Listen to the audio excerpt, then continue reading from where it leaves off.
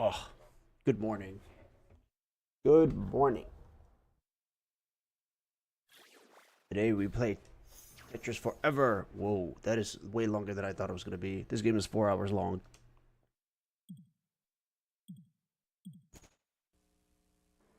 Hi everybody, I'm Alexei Pazhitner.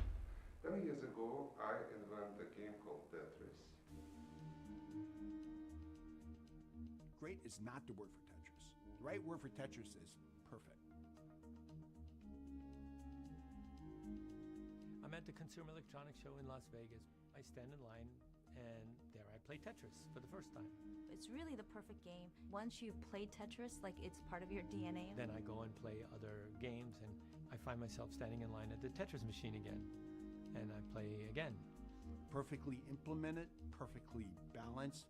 The fourth time I'm standing in this line is like, I'm really hooked on this game. I said, I'm going to go to the Soviet Union, and I'm not coming back till I have these rights. Tetris is for everybody, all genders, all ages. The game transcends cultures, it transcends language, and there's a whole Tetris effect that happens.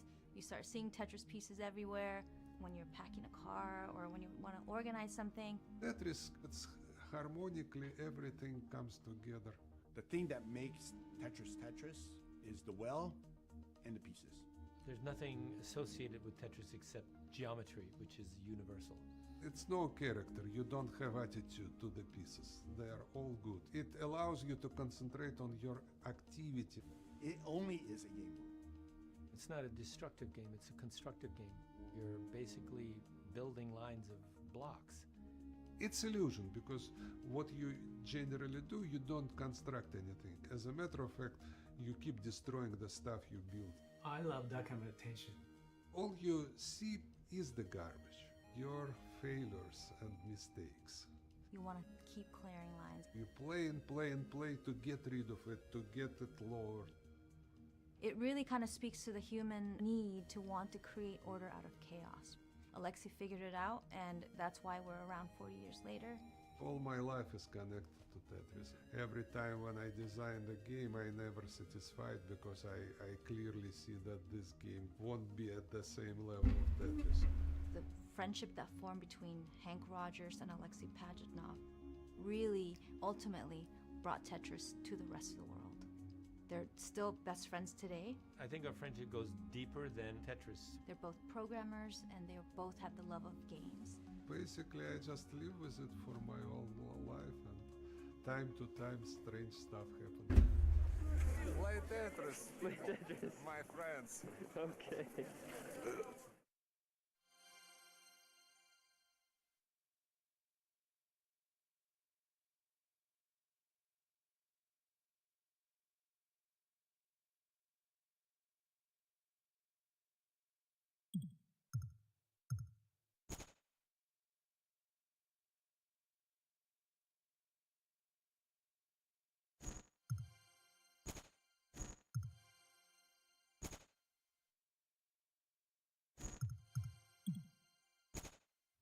I was a regular schoolboy, and my mother was journalist in a cinema magazine. And when I got it, it was very fascinated. I fall in love with cinema that time. And my father was rather writer. He published several books on different writers and philosophers. So they was humanitarian and I'm kind of more technical person. Father feed me with lots of logical puzzles. He tried to teach me with the chess, but completely failed because he was a very good chess player and I never can beat him. So I'm very defensive in chess. So this is not good. There was some puzzles all the time around in the house. So that's what managed me to more mathematics in my career. In 8th grade, I entering to the special program for mathematics. Then I get to the high school. to Moscow Institute of Aviation, how it called, and I graduated as a programmer, mathematician researcher.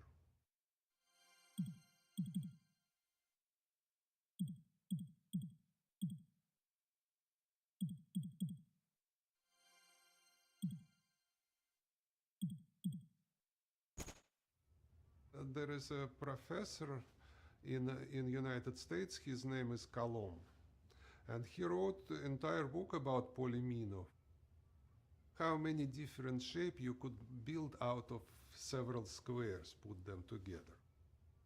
I love this book. It was translated, and wow, one of my favorite book on my mathematical bookshelf. So one square produced just one piece, that's it. Two square produced just one piece, which traditionally called domino. Wow, that's where he got the pieces from. That's where That's Mino crazy. came from.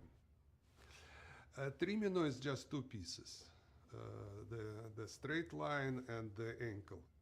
Tetramino, we know it very well, but with the pentamino it starts to be interesting because there are exactly 12 different shapes you could make together with the 5 squares. So this pentamino set, I purchased it, I believe I was 14 or 15, and it was very simple stuff, but it was lots of enjoyment there. It is very creative stuff. So basically it's all 12 shape which you could make out of 5 squares, W or C or X. This one called F somehow. It's not F, but look like F. Basically, you could play with it. You want to build something. It's much more rich than jigsaw puzzle because jigsaw puzzle you could put together just only one way, and this stuff are much more, give you much more diversity. Something like that. The activity very much remind you how you play Tetris, isn't it? I did some kind of tower or whatever. But then the moment starts that you get tired and try to put it back in the box. And that's where the puzzle starts. You feel that you're doing great and great, doing some progress, and all of a sudden you discover that you are very far from from the stuff to put it together. So we already don't have the piece for this item. Maybe here, that piece doesn't fit there as well. And then you start to kind of do some kind of panic movement, take away this stuff and put them together, and it didn't fit, and so on. 6 by 10 rectangle could be filled up. I calculated on my computer 14 million and some 300,000 something configuration. I don't remember exact number. And you could spend good half an hour before you finally got lucky and find the proper piece. I had several of them lying everywhere in my house. So once and twice a year I found this box and enjoy it and then put it back, and that's it. So, wow, I forget how to do this. So wasn't something really special and whatever for me.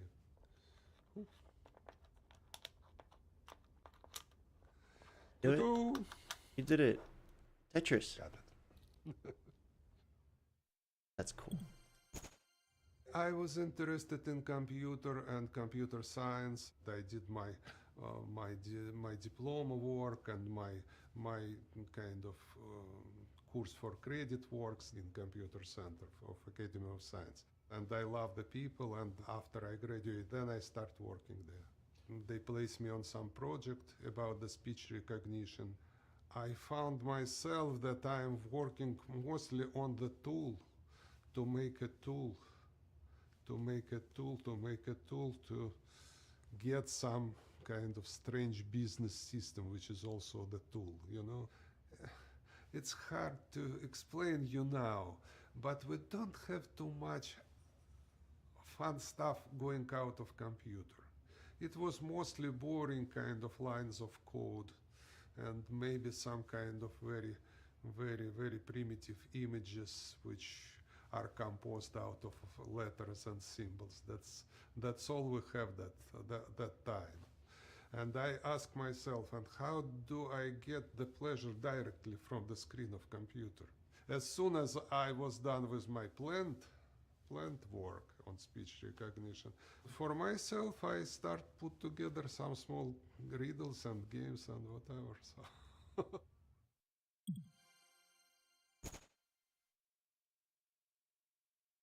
Electronica 60 computer.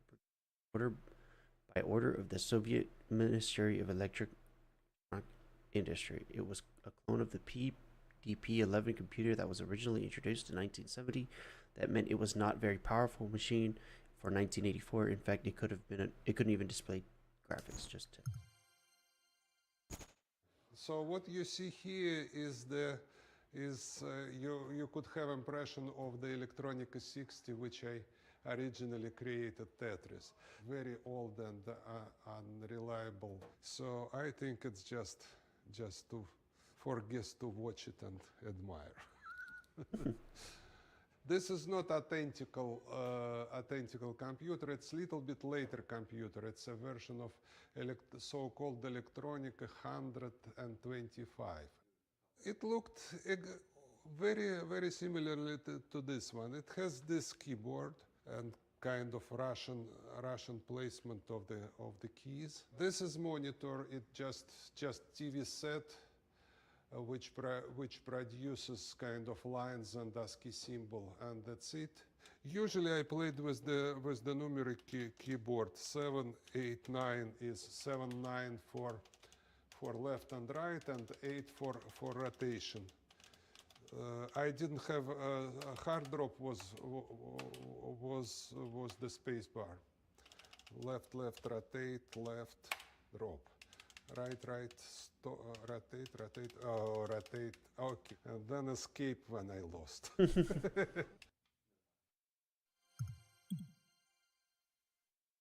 In their spare time, Alexei and his enjoyed programming games on their work computers. They had dreams of being able to sell the game somehow. That would have been extremely unlikely under the USSR communist economics.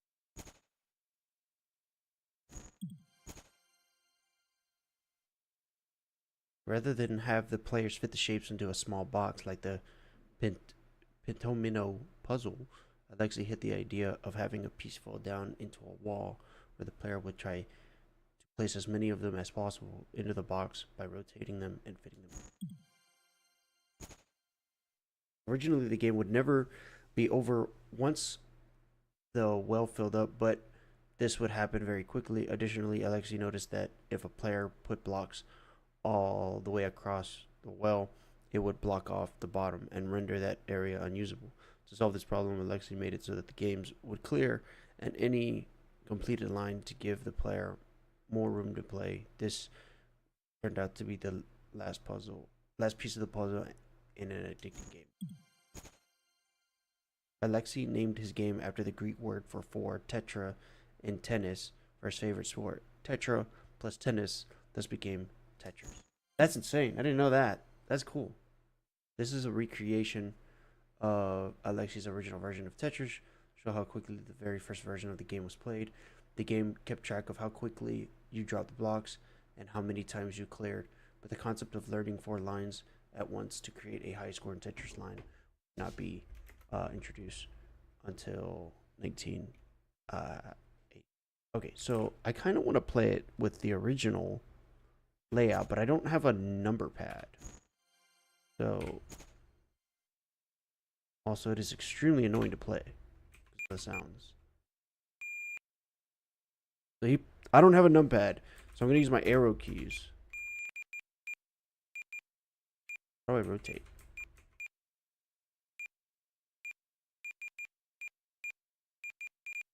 Huh.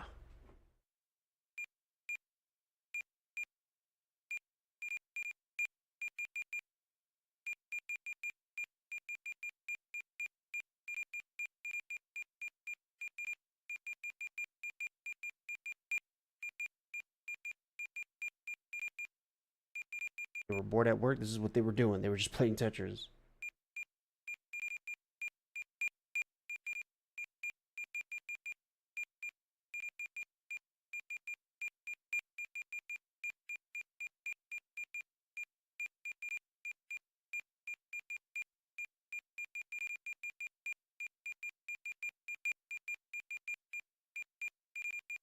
If I had a numpad, I'd probably be able to play the game proper, but...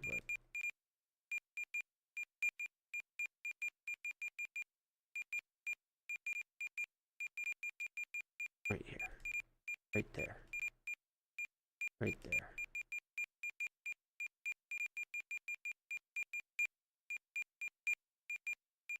If I can clear it before I move on to the next section of the documentary.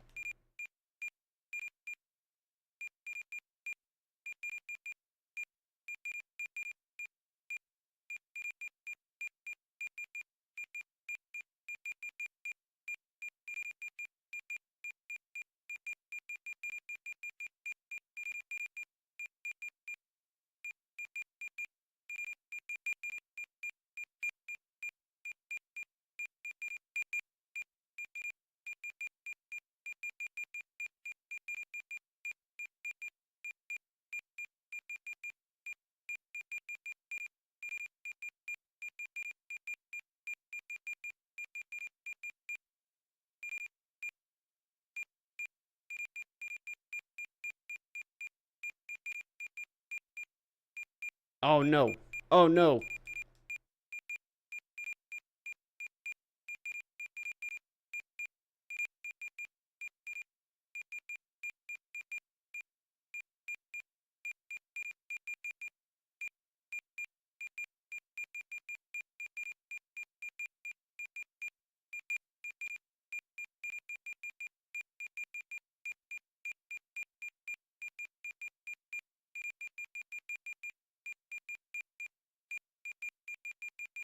I gotta bail.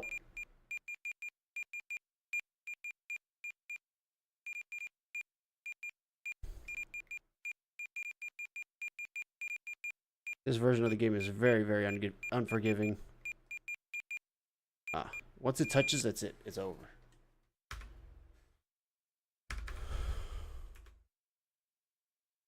Alexei, that's cool. Look at that. Oh, my name's in Russian.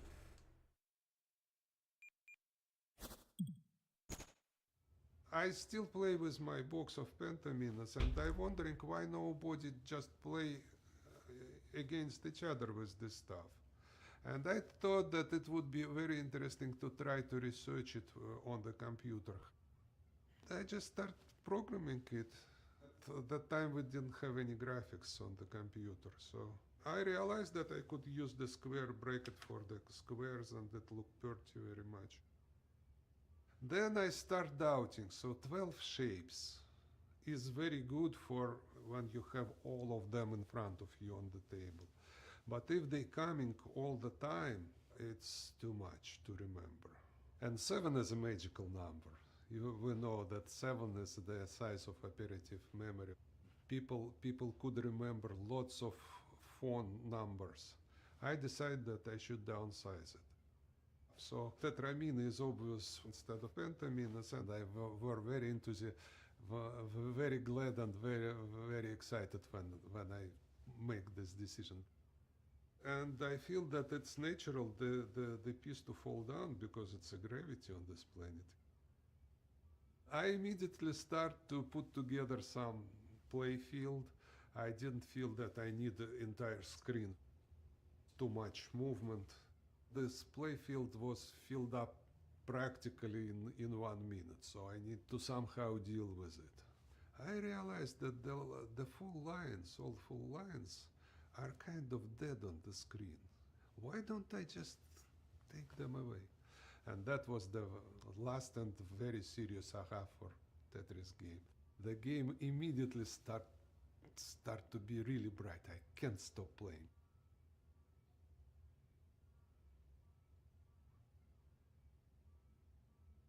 I really appreciate the hard drops I did in the game. The only one drop I could do is a hard drop because my keyboard it doesn't distinguish push and release moments. With all my wish I can do any soft drop at this time, but hard drop was very important, and that determined the rhythm of the game. Level of playing this game, as far as I remember. What's the highest level on this? Is it 9? 9, but 9 is very kind of flashy. You have your eyes tired pretty soon. So. Now, is level 9, is the reason you went up to 9 because you only wanted to use 1 digit space? Yes. Finally, my colleague found out that I doing something strange on the computer for a week or so. And I say, okay, guys, okay, I will finish my programming and I will show you the stuff. And then I put a small title screen, record table, and put together and released the game. And it was like a wood fire.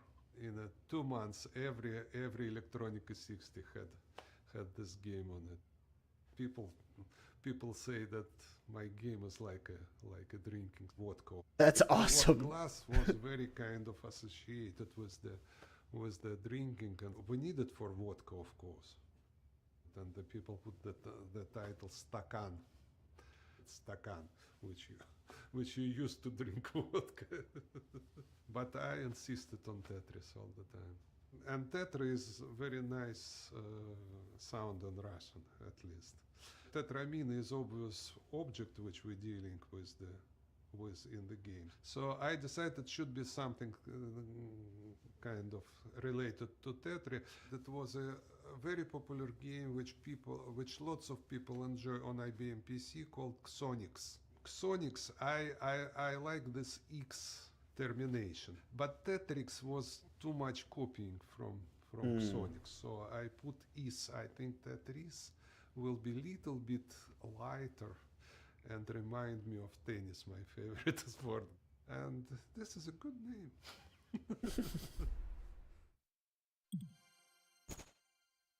Alexei's colleagues at the Academy of Science love playing his game, but how can he let the rest of the world know about his creation? It would have been illegal for him to sell it.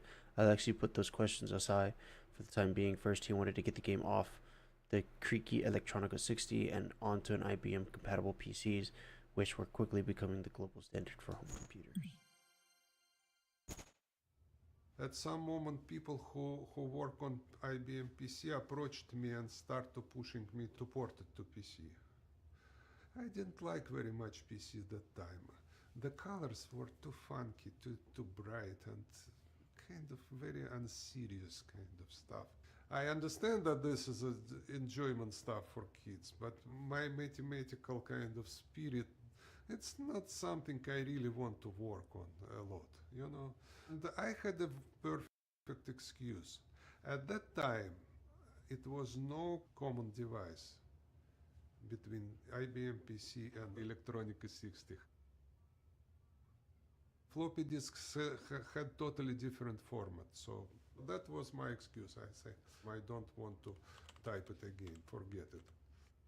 One day, one of my friends from this PC department brought me the young schoolboy.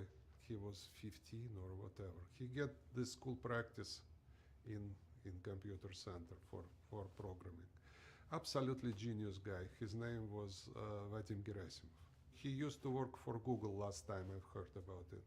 I don't know where he is now, but this young wunderkind kind of was presented to me, and I say, well, basically I have this floppy disk with Tetris program in it in Pascal language. So if you could transfer it somehow, then we could do something with it on PC.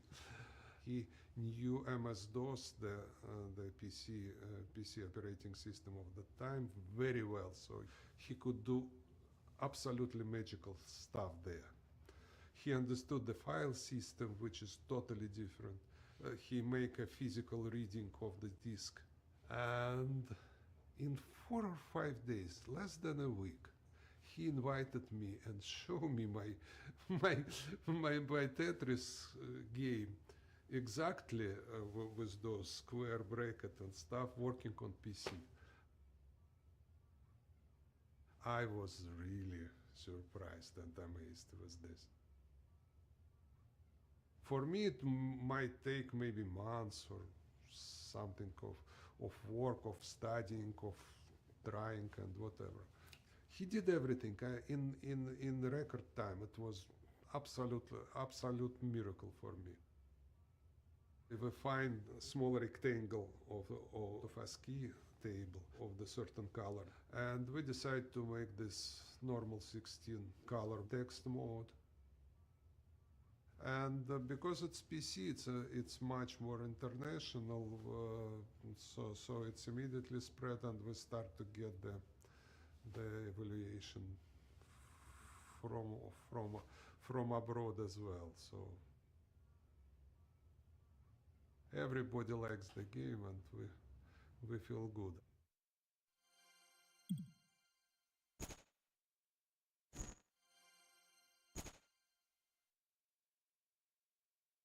This is actually the next version, the ported version. Oh yeah, this thing doesn't have any sound. I mean, I guess it's better than the other thing. The other guy's just beep, beep, beep. Every movement, every piece. That's what it does.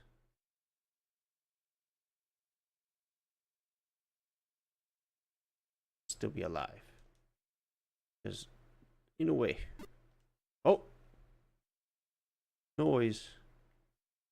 So I'm not playing this as well as I probably could be.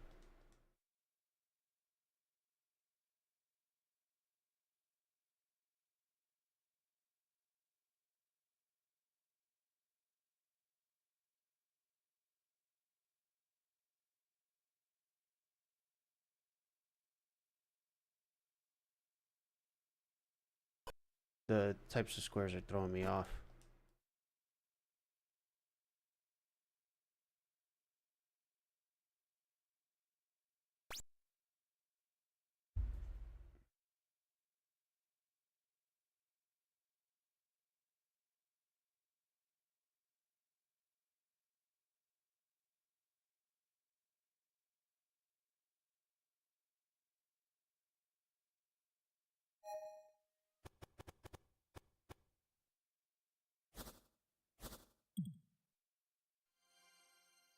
Move to MS-DOS meant Tetris could now be easily spread from computer to computer, and it did.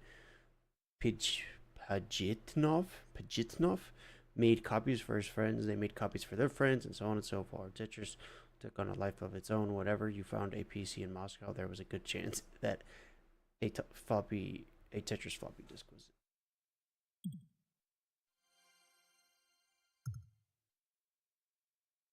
Oh, I did not know that the Rubik's Cube invented in this company. Notable quote: this company had a lab where they were developing all sorts of things, and they wanted to show me scientific, sophisticated products. But then I looked over in the corner and said, "What the hell is this jumping up and down on the IMBC PC?" I said, "Oh, this is a game." Robert Stein in the New York Times, 1980. Born in Hungary, living in London, England, Robert Stein was a computer entrepreneur who ran a company called Andromeda Software. Andromeda would license computer games be created in Hungary to publish around the world. On a trip to the computer science institution SZKI in June, Stein happened to see Tetris being played on the piece. The Academy had meant to me convey by the message that is they wanted to sit down and attempt to hammer out a contract with Stein, but Stein took from that message as the deal was done and that eventual contract would just be formality. After that message, he immediately began sublicensing Tetris to publish around the world, even though our secretary of the director of the human resource person came to me and say, "We got the telex from you from England. Come, take it and respond it." And that was a Robert Stein proposal to license Tetris. He saw this game in Ski. Ski is a Hungary Institute of Computer Science, probably. And he likes it, and he want to license it, and he proposed about, I don't remember, either 15, either 10,000 pounds or dollars. I don't remember clearly either. But that amount I appreciated in kind of 3-4 computers, PC. IBM PC that time. The situation was very clear. At this time, not my computer center, even Academy of Science has no right to have any business deal with somebody outside of USSR. It was like from kindergarten, every Soviet person knows that for sure. I had no doubt and very serious and very simply answer him in a proper word that I am very glad to receive this telex. I like what you propose. I will find somebody who is authorized to make a deal with you.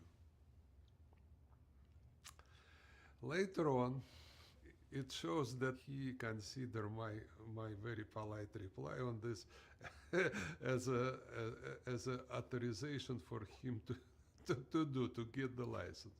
That was absolutely shock for me later on. But that time I went with this telex to my deputy director, who was more authorized in the stuff. He said, okay, go ahead and find out if we could sell it and get couple computers in the computer center. That would be great. And then I start kind of my odyssey over those different agencies in Moscow.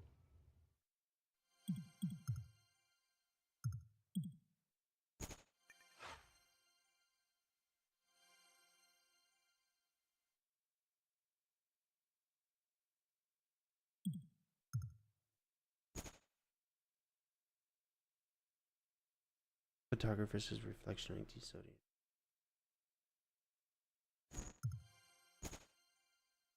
The gem business.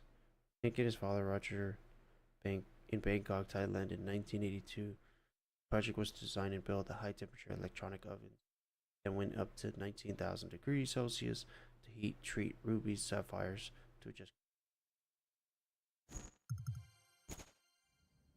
I was born in the Netherlands. I lived in Holland for 11 years and moved to New York City.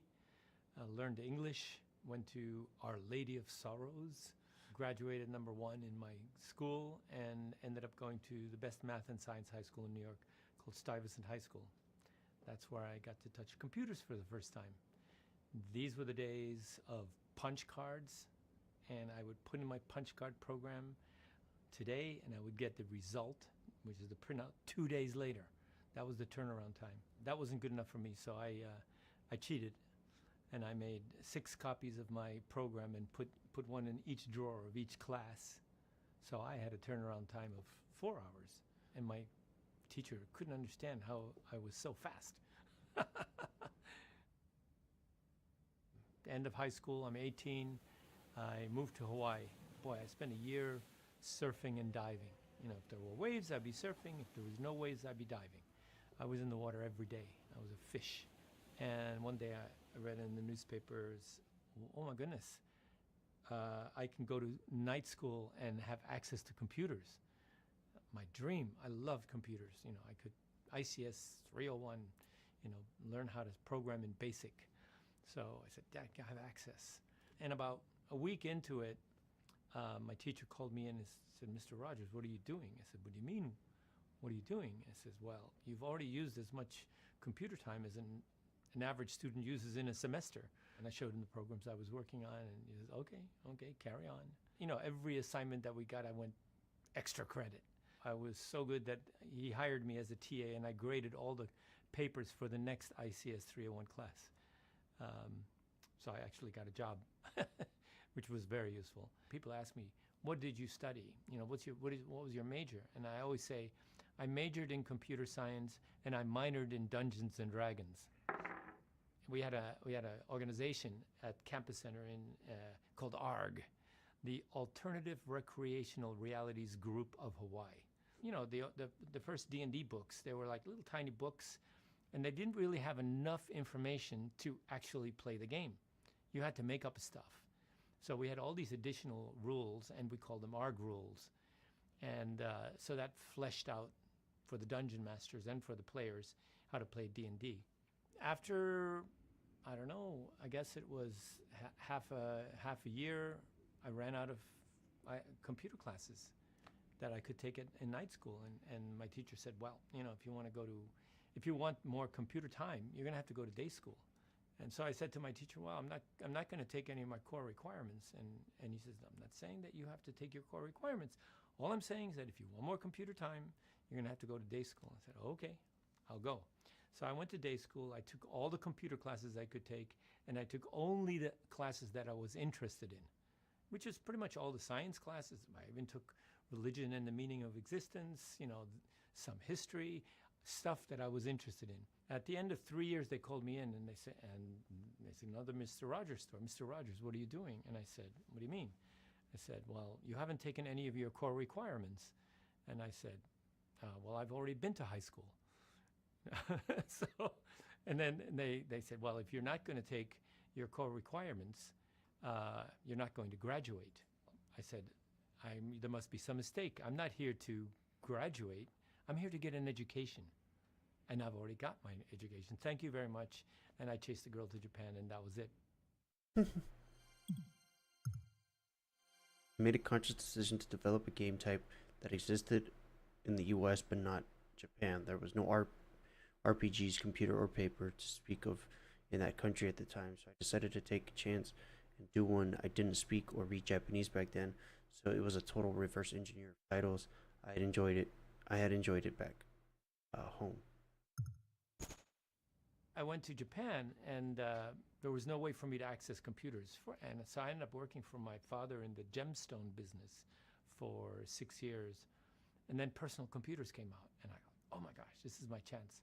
Got my whole hands on a computer. I went to Akihabara, which is the electronics center in Tokyo. What are people buying? You know, they have to do with computer, because I was ready to do an accounting software, for Christ's sakes. And I found that, wow, people are buying games. Games? And they were mostly like little tiny shooting games and jumping platform games. There were some simulation war games, you know, a little bit more complicated. But there were no role-playing games. And I thought, oh, yeah, I can do this. And, you know, at that time in the US, we already had Ultima and Wizardry. What I didn't know was that in Japan, there was no Dungeons and Dragons. Oh my gosh, okay, I have to teach people how to, you know, play this game.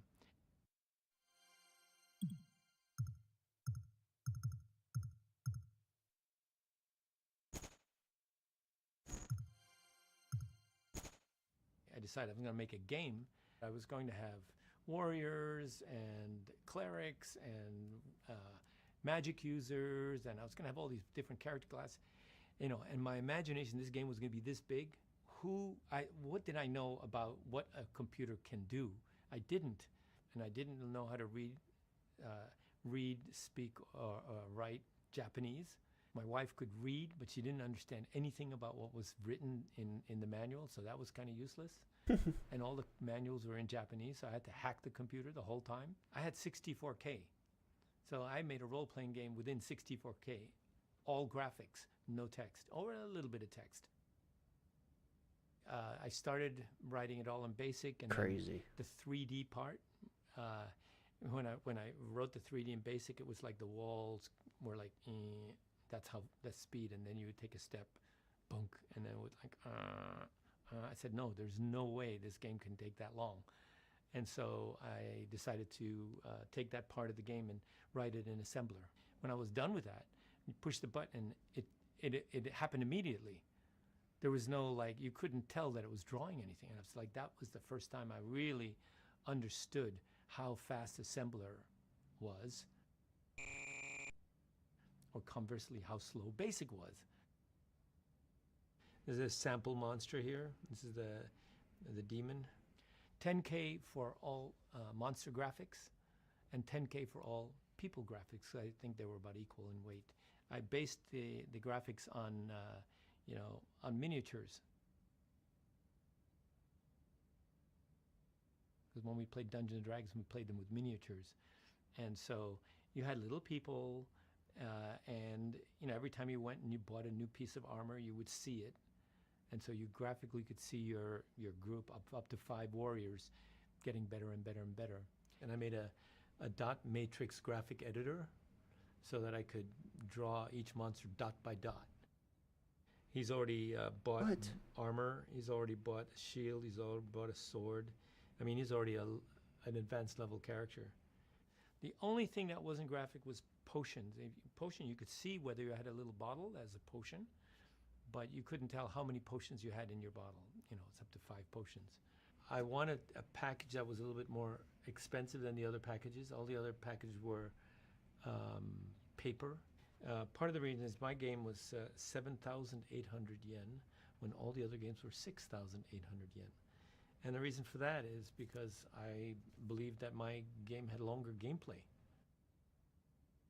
The painting in my office was painted by Roger Dean, known for doing things like the Yes Band logo. And this painting that's hanging in my office was the cover of an RPG game that Hank created called the Black Onyx. And this was the Famicom version of the game. The painting is called Freya's Castle. And Freya actually is Roger's daughter. That game, it took me 9 months to build. And I would say that's my lifetime greatest achievement. When you think about it, like today, if somebody gave you 64K and say make a role-playing game, that would be tough.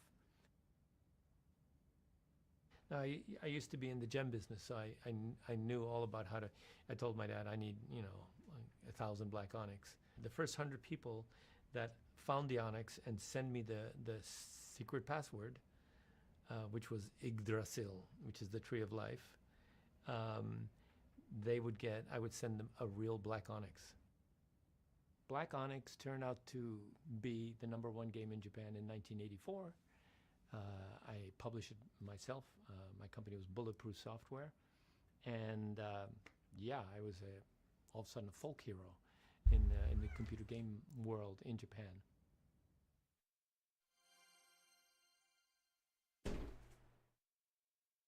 Black Onyx is the guy that distributed, I'd assume, Tetris.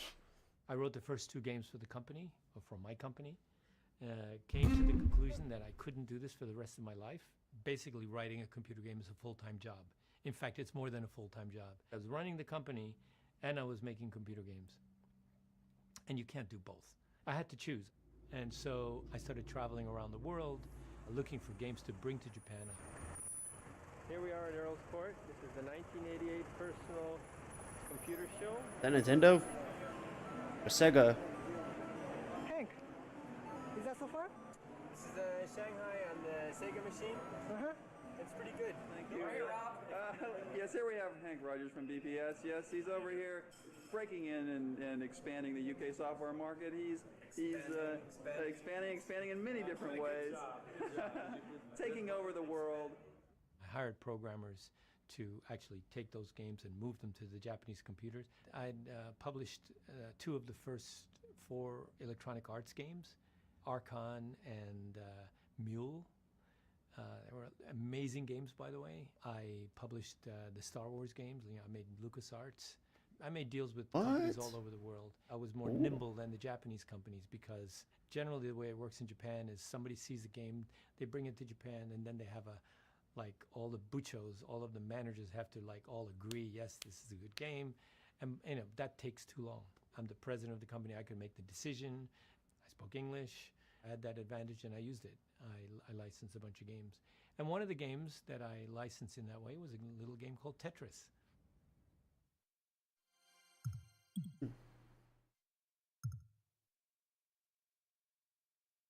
Rogers played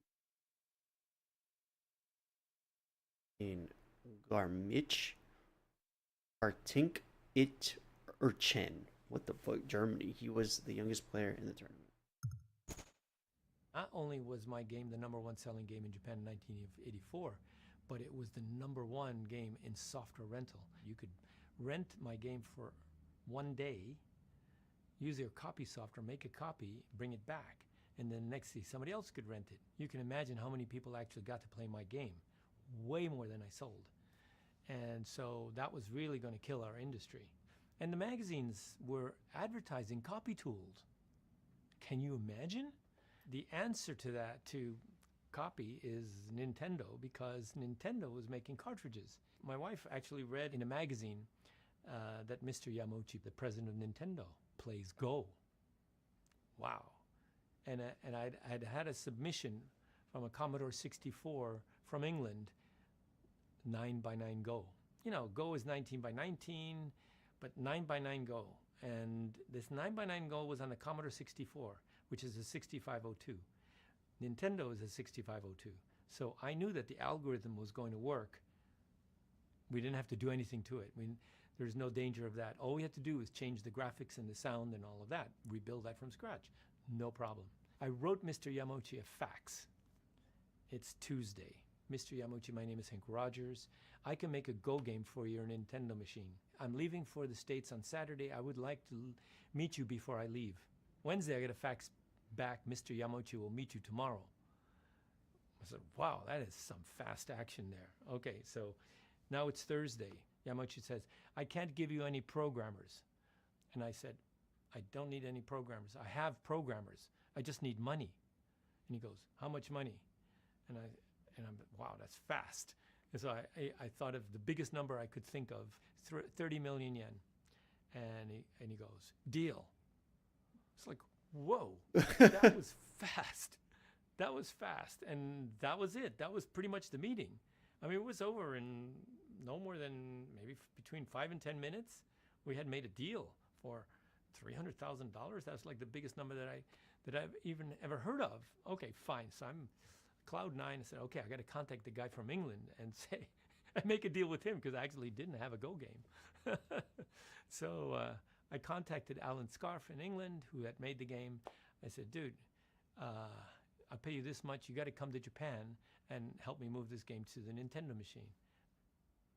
And Alan Scarf lived in my house for 9 months while we moved the game. Now, to get a computer to play Go is incredible, you know? And now we're talking about a 64K, 8-bit computer playing Go. Are you serious? I mean, the fact that it can play Go at all is incredible. I have little ninjas jumping around collecting the stones. Instead of having a cursor, the stone floated above the board with a shadow, and if you said play there, then it would land on its shadow. It was graphically amazing, and it actually played pretty decently. It's 9 months later, and I'm back in a room with Mr. Yamauchi, and Mr. Yamauchi's fumbling with the controller. I swear he'd never touched the controller before. I was like, are you serious? This is a Nintendo machine. You've never actually, I didn't say this, I'm just being flabbergasted at this whole scene. And he gets frustrated, and he hands it over to his underling, and he says, I want to go there, I want to go there, I want to go there. And he plays one game with it, and he defeats me. He's a 6th-degree black belt in Go, like my father, who's also a 6th dan. I'm a 3rd-degree black belt, so I can hold my own. If you give me 3 stones or you're 6th dan, we have an even game. He beats a 9x9 Go algorithm on Famicom, and he says, it's too weak for Nintendo. I said, Mr. Yamauchi, it's a miracle that it plays Go at all. It's plenty strong for children to learn how to play Go. And he says, did you not hear what I said? I said, it's too weak for Nintendo. I had to think fast. I said, Mr. Yamauchi, it may be too weak for Nintendo, but it's strong enough for my company, BPS. Let me publish it. What about my money? I'll give you 100 yen for each copy until you get your money back, which is $1. So I would have had to sell 300,000 copies to give him his money back. And he said, deal. That is how I became a Nintendo publisher. Nice. Because if he says, yes, you can publish it, it means, yes, he's given me the blessing to be a publisher. So Go was my first game. And after that, I had other reasons to meet with Yamauchi. And so I would always make the appointment on a day when he had no other appointments after my meeting, and then we would play Go afterwards. And it was like the prince and the pauper, you know, because when we play Go, everybody else is gone. Normally he's got underlings that are making sure he doesn't say or do anything that he's not supposed to, whatever. But when you play Go, there's nobody in the room. First of all, nobody else in the industry played Go. Can you imagine? And those two worlds didn't collide at all. Go in Japan is not considered a game. They don't even say play Go. They say do Go. It's like doing kendo or aikido, and Go is in that class. And so we played Go, and then he would ask me questions about the business, what's going on, and so when we were actually the closest thing that he would have to being a friend with somebody.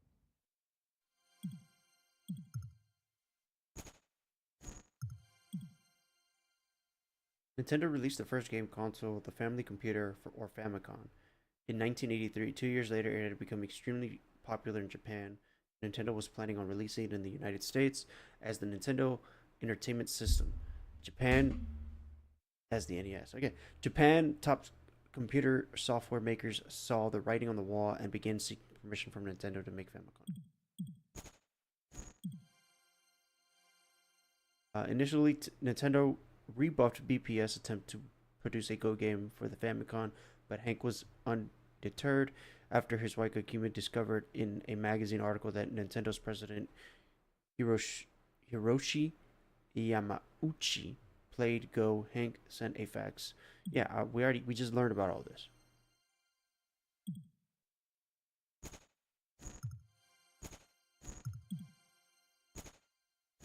Also, I don't know how to play Go, so I'm not going to be playing this because I'm here for Tetris, not Go. Meanwhile, in London, just as Hank was releasing his Go game, Robert Stein of Andromeda Software was closing a deal to license the Tetris rights to the US game publisher Spectrum Holobyte and to the European publisher Microsoft. He signed contracts with both companies even though he had not yet secured the rights to the game for the Academy of Sciences. Notable quote: I was fascinated that a game as simple as that could keep my attention for so long. Its lore reminded me of Japanese board game that my father taught me. He taught me how to play called Go, which was a black and white stones played into a 19 by 19 grid. Looks simple and it is incredibly deep. It is incredibly deep. It is at that very Consumer Electronics Show in 1988 that my adventure began. I knew it would be a hit, and I knew that I needed to be a part of it. I'm at the Consumer Electronics Show in Las Vegas. My job is to find games to bring to Japan. And the way it works is there are like hundreds of monitors from dozens of companies, all showing games. And the people are lined up to play those games, for a couple of minutes to get an impression. He was trying to have a Go game. He was really into Go. He had this other game he was working on called Black Onyx. But everybody was playing this game in our booth. Tetris, Hank came over to play. So I stand in line, and there I play Tetris for the first time. And, then I go and play other games, and I find myself standing in line at the Tetris machine again. And I play again. I said, oh, okay. And I go away, and I find the fourth time I'm standing in this line is like, I'm really hooked on this game. And he sees my name on the top of the high score list. So he sits there for hours trying to knock me off the list. I put the high score on the game. I beat Gilman Louis' high score on that game. He meets up with Phil. I showed it to Hank for the first time. Hank loved it. Phil takes Hank into a meeting with me. And so I started negotiating with Gilman about Tetris for Japan. And Hank goes, I want to get the Japanese rights.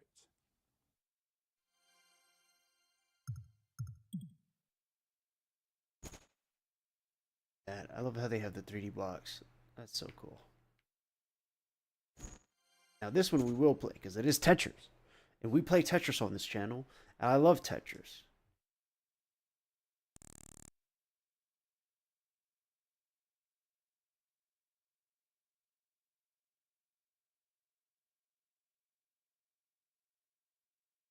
A hard drop in this one, and there is. Any noise in this one? That's the.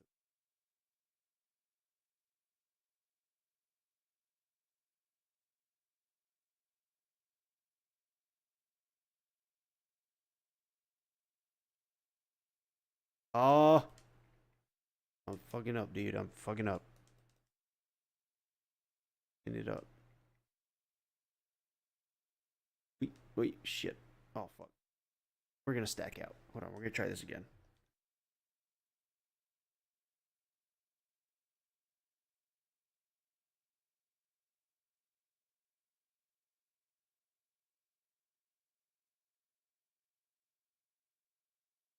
Oh, shit. Why am I on level 5 now? Oh, well, whatever. Pieces are falling faster. Oh, shit.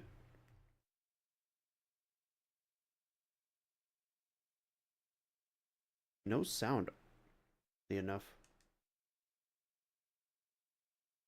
I wonder how they composed the music or who composed the music. I hope they get into that. I hope that they talk about that. I feel like that's a key part of the game is like having the Tetris music is iconic. You have to have Tetris music in order to, in my eyes, because I mean it's just so iconic. All right, we're stacking out. Fuck it. We'll move on with the documentary. It's more about the documentary than playing the game, anyways.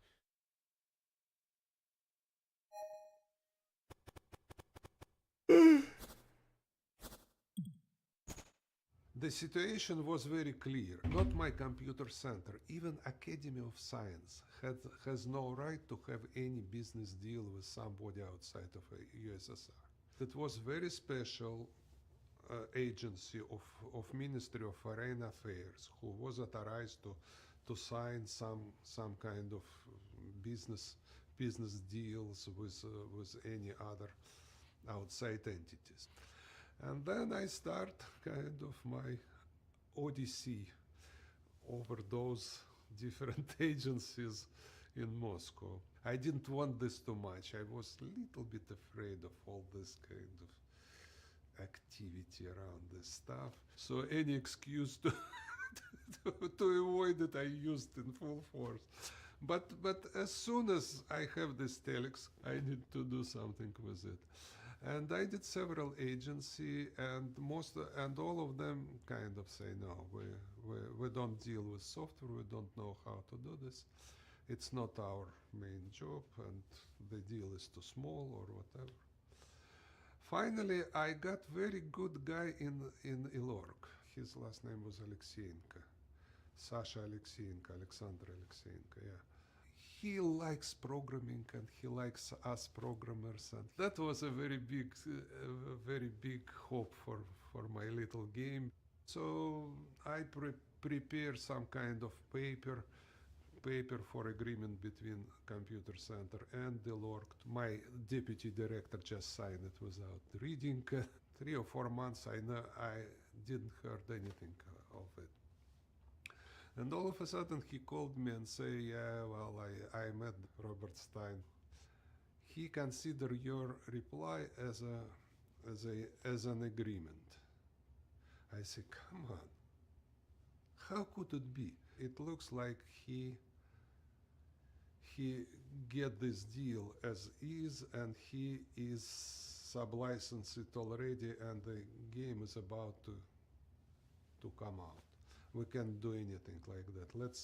So the only thing we could do is just to sign the agreement with them and let them do it. So we don't have we cannot bargain with him already because he consider this telex reply as a general agreement. That was it. Somehow it happens and stopped. And I never heard about the game, about anything for another kind of maybe 3 or 4 months. But at this time, the new person came to the scene, Mr. Belikov, Nikolai Evgenievich Belikov came on board. He became the chief of my previous friend. We discussed the strategy, we discussed what we could do. We decided we never give up the other platforms and whatever. So we was all in agreement about this stuff.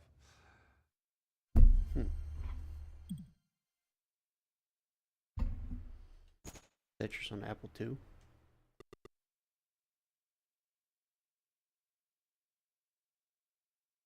Basically the same game.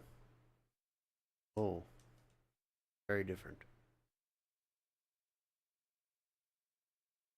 This is extremely different. Why does it look like this?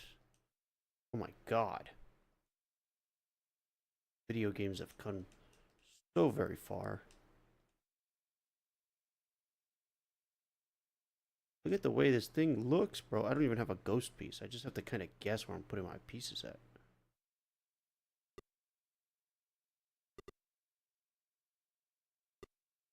This?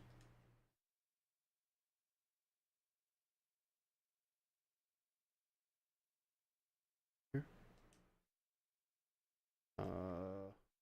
Is this a faithful recreation? Is this what it looked like? No, I don't have the filters on, so it doesn't look right. Which is fine. Where is my long straight? Give me my long straight. Bruh, don't give me 3 squares. Holy shit. There it is. Enough.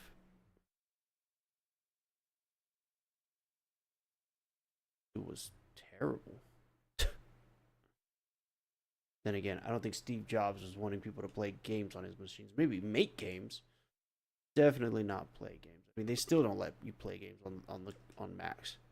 It's not natively, not very well. I mean, you got to port everything, right? So it doesn't make any sense.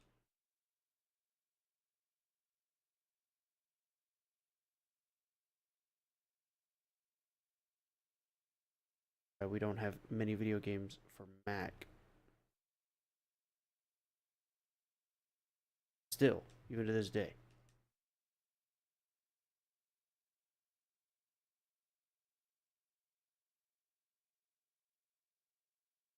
Where can I get a straight piece, please?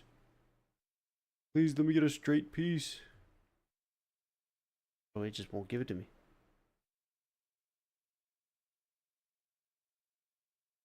I could knock out this whole section right here. Get a high score or something. I don't know. Trying to keep it alive as best as possible. They won't let me. They don't want to keep. They don't want me to.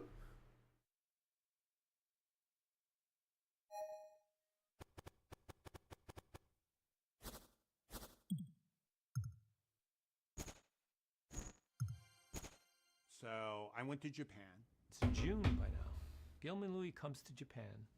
His first stop. That's a weird cut. Is Why would they do it like the company that? that put him in business. Japanese company called ASCII that made a deal to represent Microsoft in Japan. I had a good relationship with Microsoft Japan through ASCII Corporation because they kind of gave me my start, giving me contracts to develop games for the MSX back then. It was a Japanese computer. That was their relationship. So he had to stop at ASCII first, and they were the biggest company in Japan at that time. I showed it to them, but they were, they were not that interested in Tetris. ASCII passed on Tetris in 1988 because they said Tetris was too retro. Can you imagine? Tetris was too retro in 1988. ASCII is gone. Tetris is still here. I would say ASCII is too retro. So Hank goes, I'll license it. I agree that Hank would be the right partner because Hank loved this product. Like, he loved this product. And I knew he was going to do right by this product. Hank wanted console rights as well. Now, this is pre-Game Boy. Gilman, at that point, licensed me. Of course, it was PC, it was console, it was coin-op, and then he goes back, and we had made a whole deal. So I go back and I call Microsoft because we jointly owned the IP. The Mirror Group was owned by the Maxwells, and the son of Robert Maxwell. Robert Maxwell was the head of the entire enterprise. But Kevin was trying to build his own sub-publishing group inside this, an electronic publishing group. The CEO was a guy by the name of Peter Bellata. And Peter wanted the rights for Blasteroids. He traded Blasteroid rights for Tetris. 3 weeks later, he calls me and he says, I'm really sorry to say this, but while I was in Japan dealing this, Microsoft has licensed those rights to Tengen, Atari Games / Tengen. I said, Those guys absolutely have no presence in Japan. Why would they do that? They traded it for Blasteroids. Blasteroids was a B game at best. I mean, Blasteroid sounds like a condition. Blasteroid, here, take some preparation B. You know, where did I mean, nobody ever heard of Blasteroids after that? Anyway, I was furious, but he wanted the Atari brand. So I go up to Kevin. I said, "This is Kevin Maxwell. I said, this is the worst decision you could ever make. How could you let this game go for a B-class game like Blasteroids?"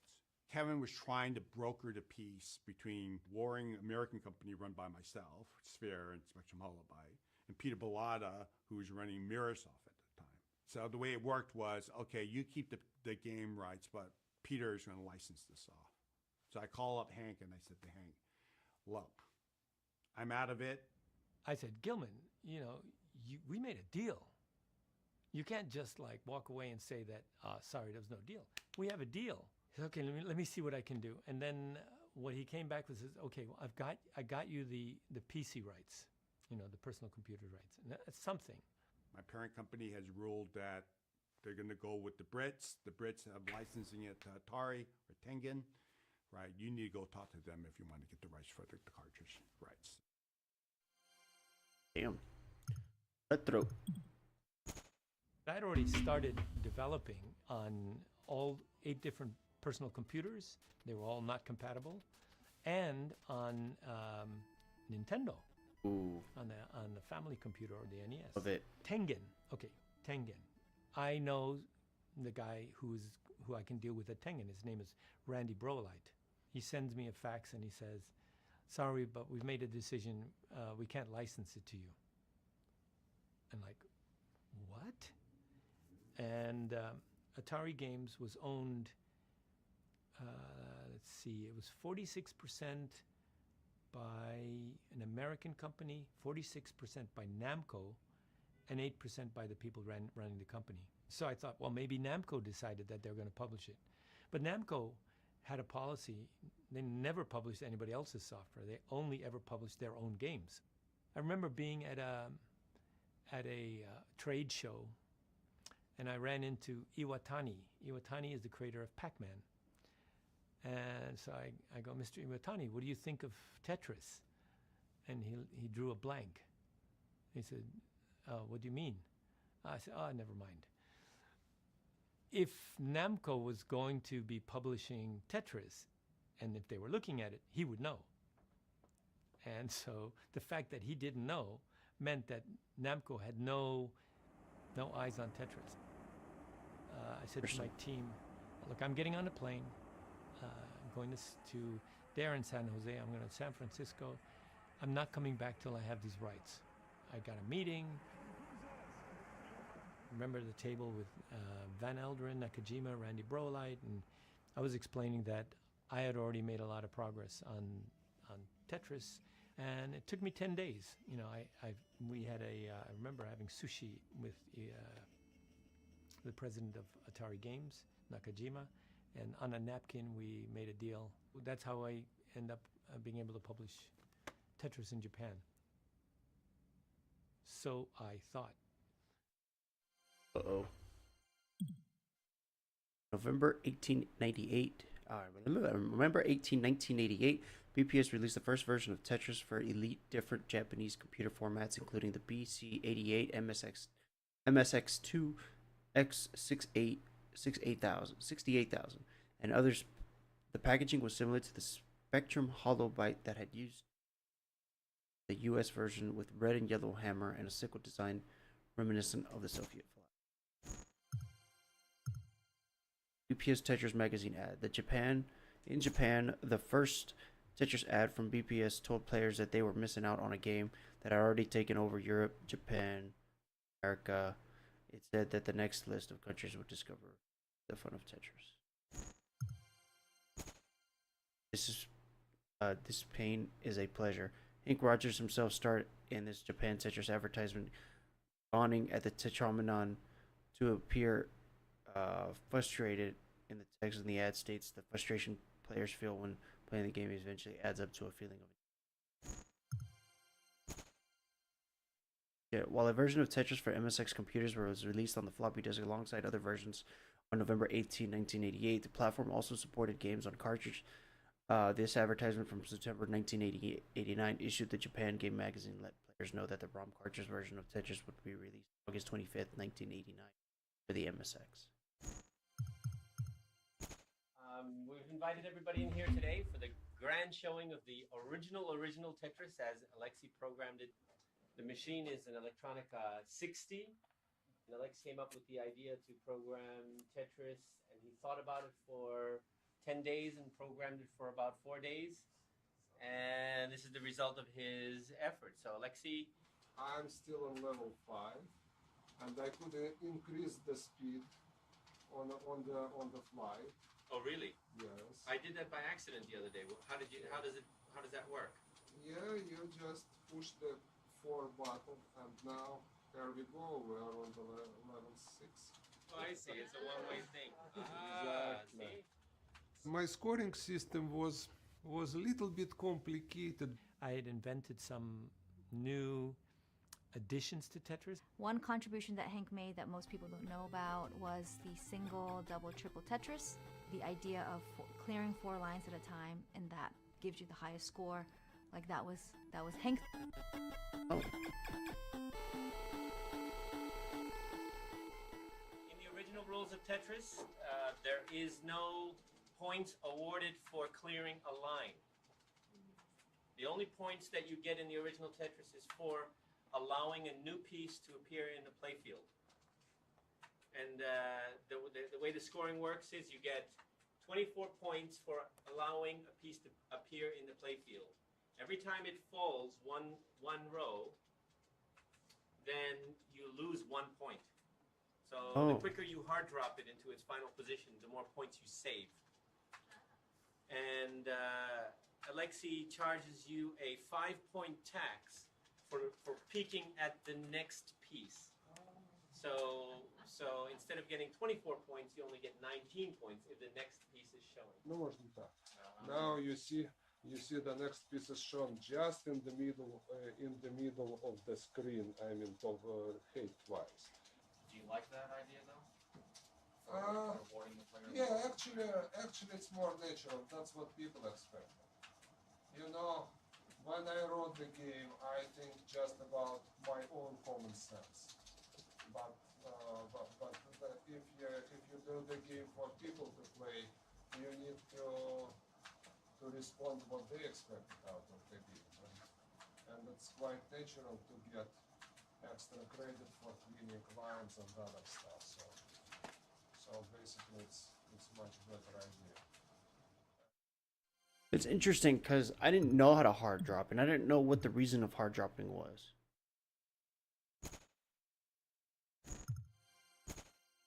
I used to play Tetris in arcade. That was Sega arcade.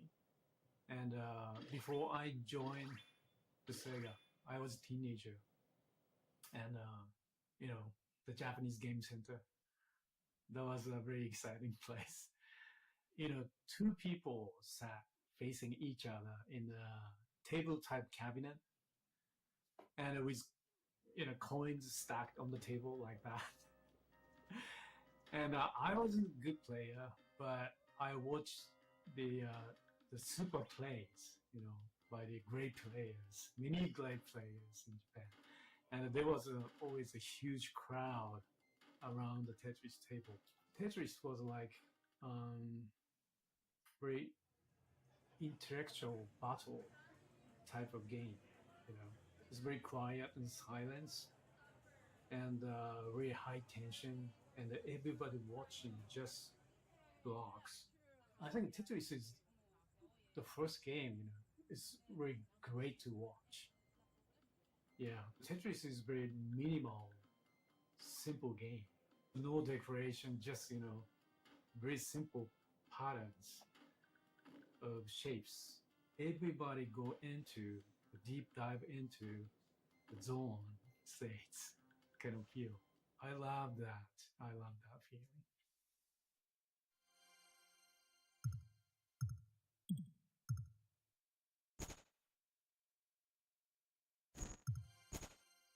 So I send my guys out to get initial orders for Tetris.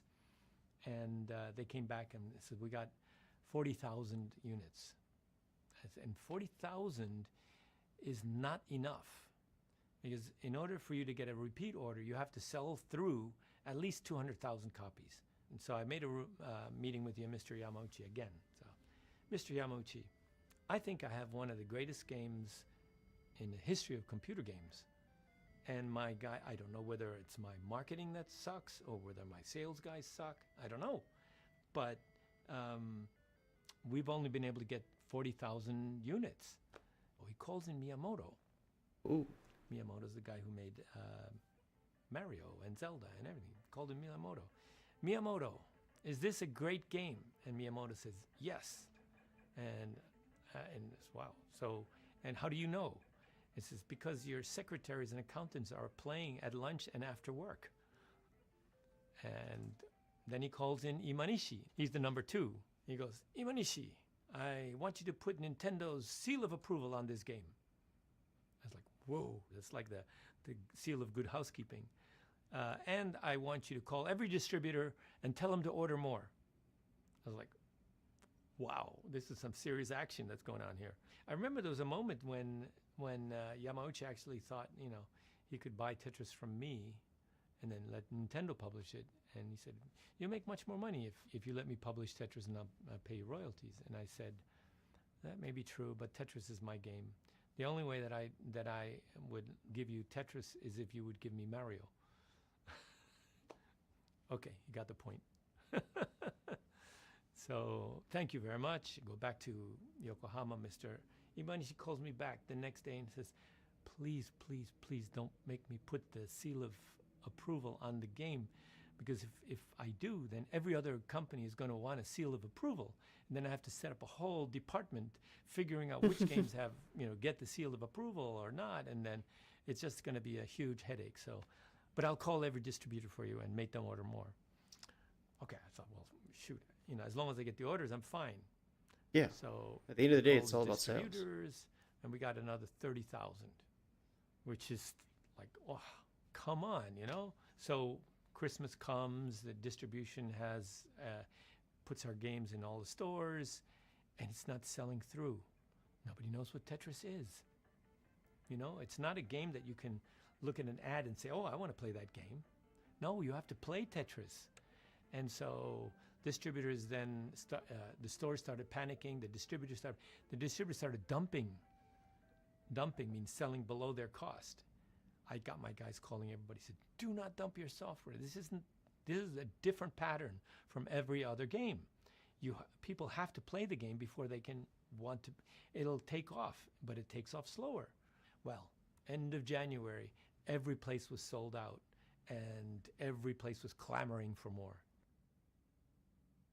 Beginning of February, we got orders for 200,000 units. Where am I going to get the money for 200,000 units? Because at that time, the way that it worked is you had to pay Nintendo cash up front. Then basically, they go into manufacturing. 2 months later, you get your delivery, it goes into the store. Then you get paid back. So it's 2.5 months before you get your money back. $2.5 million, $2 million, $10 or 1,000 yen a cartridge. And so I went to the bank, and the bank says, where's your collateral for $2 million? And finally, I convinced my wife to convince her family, her father. Basically, they put up all of their real estate, all of it. That's insane. And so we managed to hang on. That's insane. He risked his entire family's and wife's family's business to make sure he get this games out. That's insane dedication right there.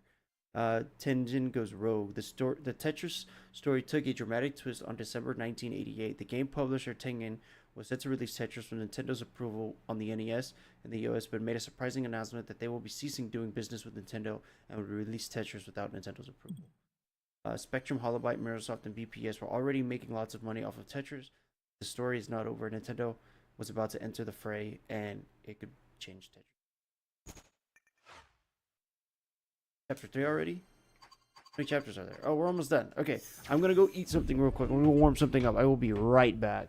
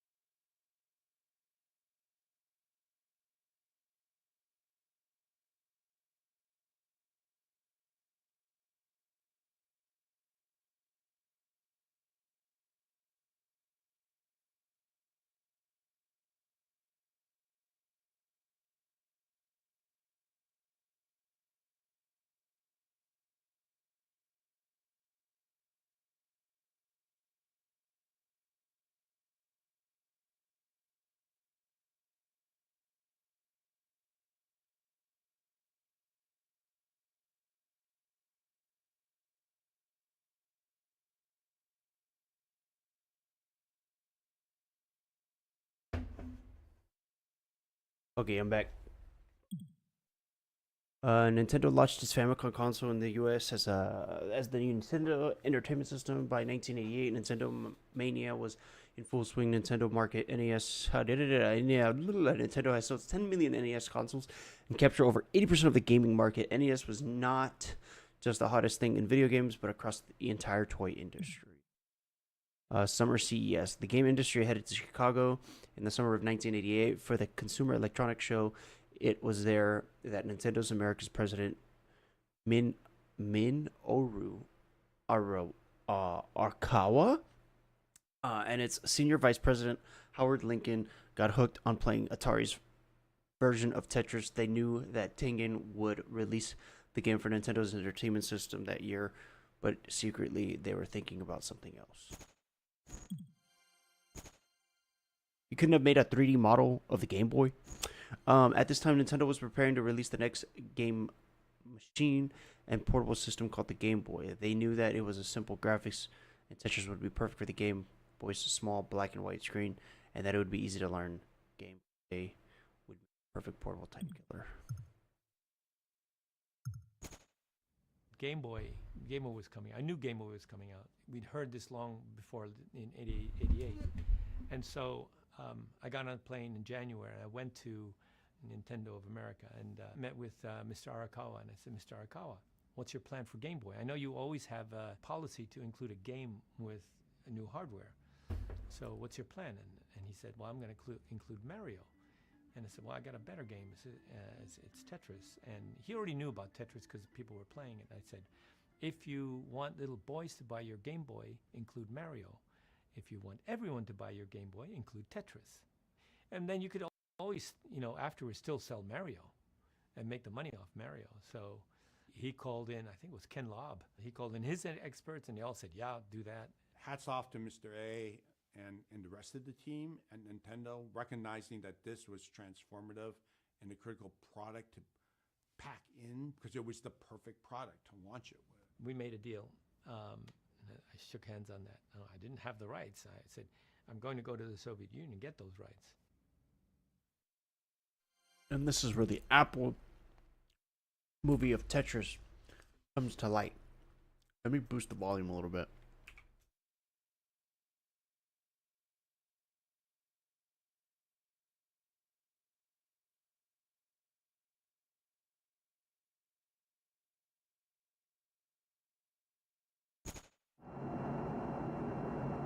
Run away from San Francisco to Seattle. Here we are. This is the new Nintendo, one of the new buildings. I think they have 2 new buildings. Okay, the first building you see should be the building where they manufacture the Nintendo unit. Well, we have an appointment with Mr. Arakawa in 5 minutes, so actually we're a little bit early.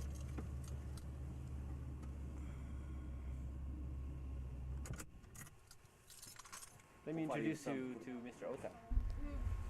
This is Mr. Ota from Nintendo of America. He's probably the most important Japanese person in America next to Mr. Arakawa. That's not true. So, this is a sample of the way Nintendo merchandises products.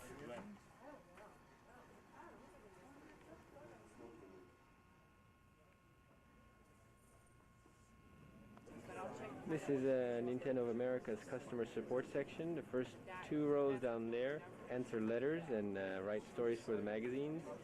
Panning over here, we see people answering the phones, answering questions about the Nintendo machines. How many of them are there? There are, probably right around 150 to 200 people. We're open from 4 a.m. until 10 p.m. So 4 a.m. till 10 p.m.? Yeah. Oh my gosh. Okay, and scanning around here, we get into the games counselors. How many game counselors are there? Right around 82, and the number's growing. 82, and these are people who answer questions about games and how to play games. Okay, so altogether on All right. from that section down Customer here, support for games is crazy. All the way down here is all customer support. How do I beat this level? Well, maybe in a couple of years this will be BPS.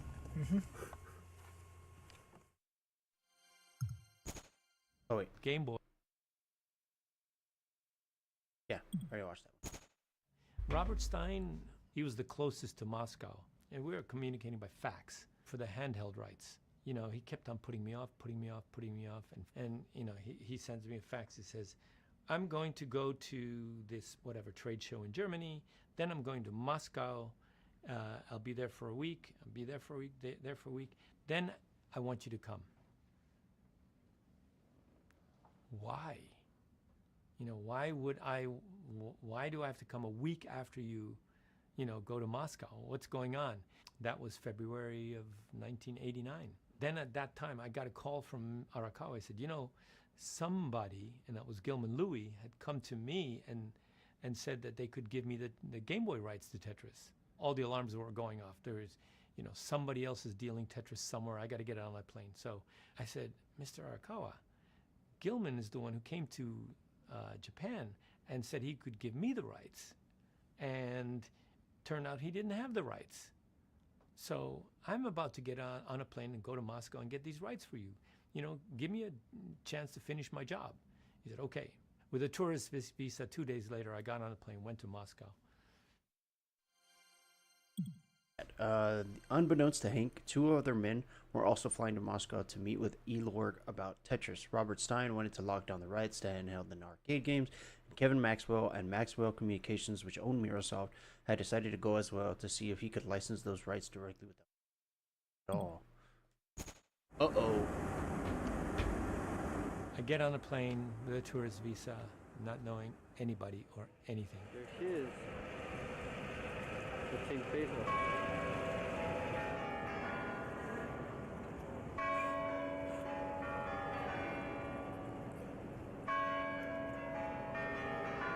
I had a video camera because I had no confidence that I would be able to describe what happened to me in Moscow. And so I was recording everything. Okay, this is the hotel from the outside, the Interest Hotel. Actually, it looks wonderful from the outside. This is my room in the Interest Hotel. Oh, look, there's even a mirror. There's a TV. This TV, I tried to plug it in last night, and sparks started coming out of the machine. This is Moscow. It looks pretty gray. That's because it's pretty gray.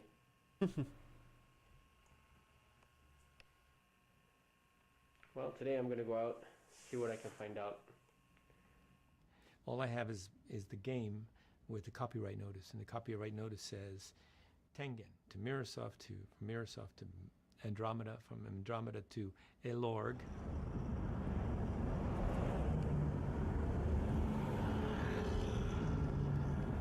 I had a bit of a time finding Elorg.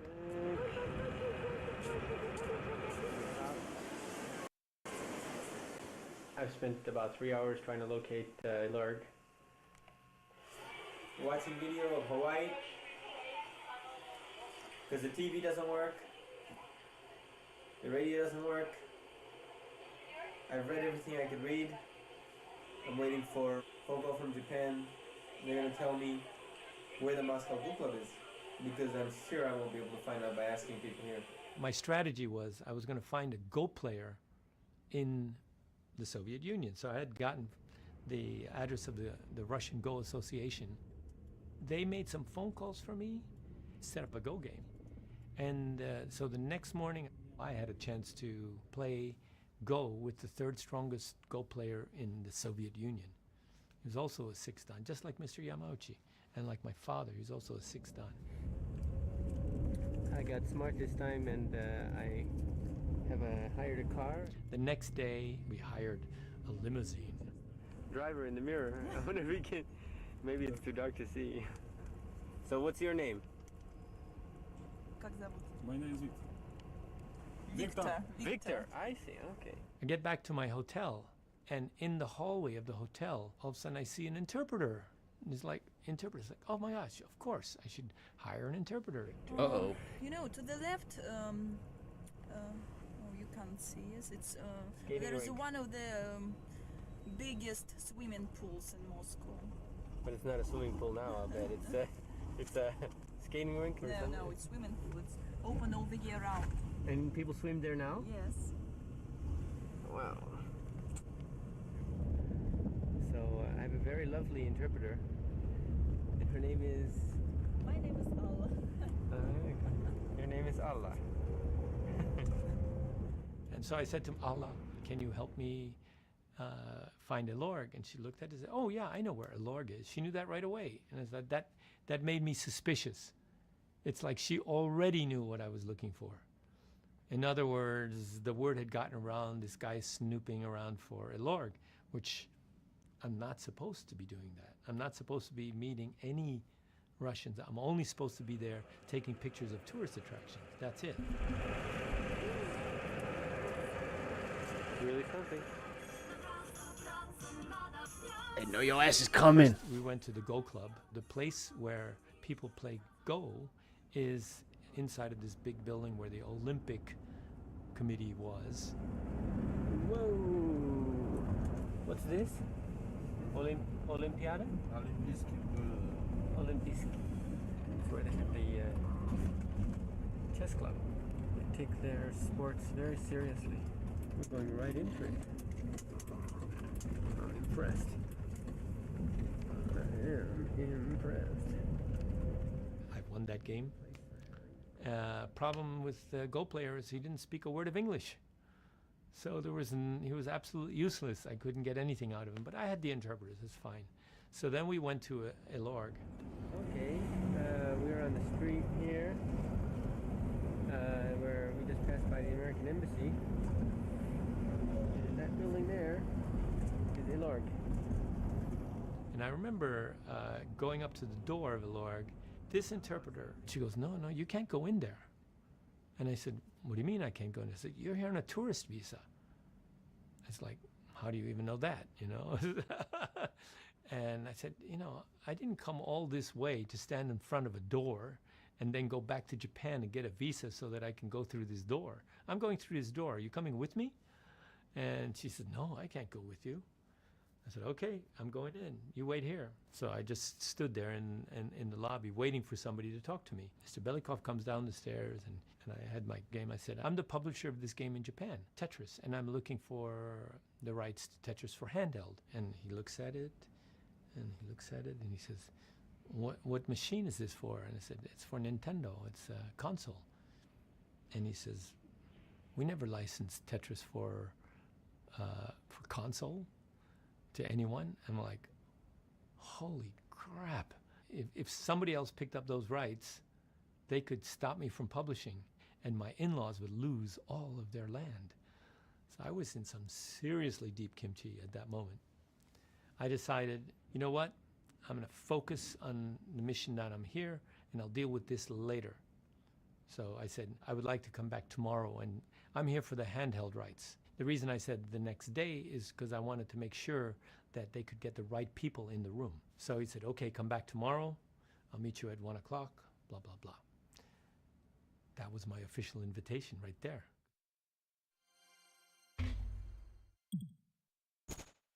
The next day I went back. I get escorted into this room. On one end of the long table, there are 8 people, something like that, sitting on the other side.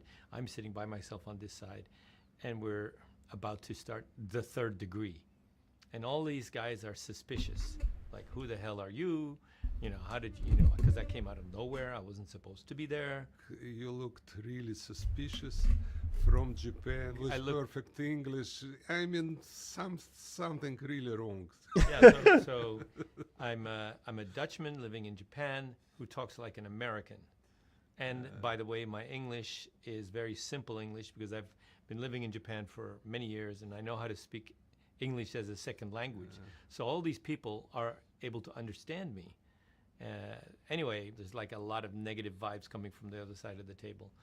And I could see his demeanor change as the conversation went on when he realized that I was a game designer. As I was explaining what my involvement was, I could see him visibly warm up. And I mean, the others, a couple of guys in there, I don't know, they're KGB or whatever they, Well, they are all, frankly, KGB, but they are not kind of field agents, so per se. Mostly they sell weapons, I believe, to the other country. They have specialty in making contracts and follow the money. And I can tell you this, nobody on the other side of the table, except Alexei, knew anything about computer games. Oh, about computer games, no, but about the international trade, they probably... They knew something. Well, if they did, they got totally spanked by Stein in that contract. I don't think Robert Stein, he intended to misrepresent anything. He was like a sole entrepreneur who's out there trying to make a buck by licensing anything. Oh, shit. He was like a sole entrepreneur who's out there trying to make a buck by licensing products. Stein shows up, which I knew he was going to be there. I just didn't know where or how. But what I didn't know was Kevin Maxwell also showed up. They never meet each other. But Kevin Maxwell, Stein, and Hank was at the same time in Ilorg. So I met them all. So now there were 3 people in Moscow at the same time trying to get the Game Boy rights. We were supposed to have all rights not just PC and Mac. But it kind of came out that I'm not sure Stein had all the rights that he needed with the C-Lord programmer. We found out that Stein started selling the other platform, which we never considered him to have. We were furious when we heard about this. The deal that had been made was between Elorg and Robert Stein, which is Andromeda, for the computer. By the time this deal gets to Microsoft, they read the contract that says, the computer. Oh, that's everything. We got everything. Up until that point, I thought we had all the rights, right? Because Stein represented that as such. Stein had licensed arcade rights to Tengen, because they were an arcade company, and to Sega. And he didn't have those rights. And so the Russians say, yeah, you need to clean that up before we even talk to you about anything else. He came and started crying and saying that he can't afford anything without this platform and that. We say, no, we don't want to even discuss it with you. They came to me and they say, Stein is here. He's looking to figure out the arcade rights. What should we do? Rather than asking for a per unit or something complicated that you can't check, ask him for a big upfront money. And so that is the deal that actually ended up happening between Stein.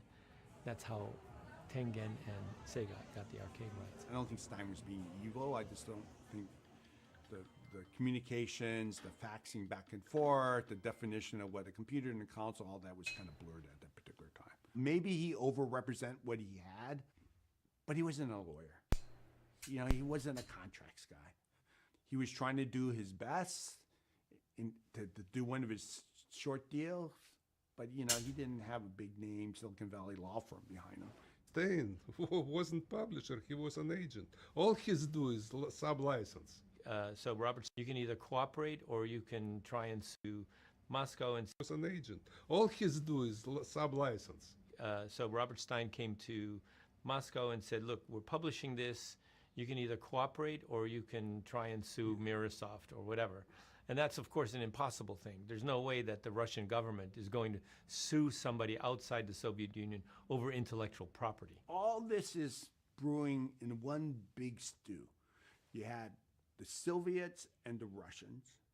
You had the murkiness of the contract and the technical meanings of what was licensed and what wasn't licensed. You had Hank in Russia.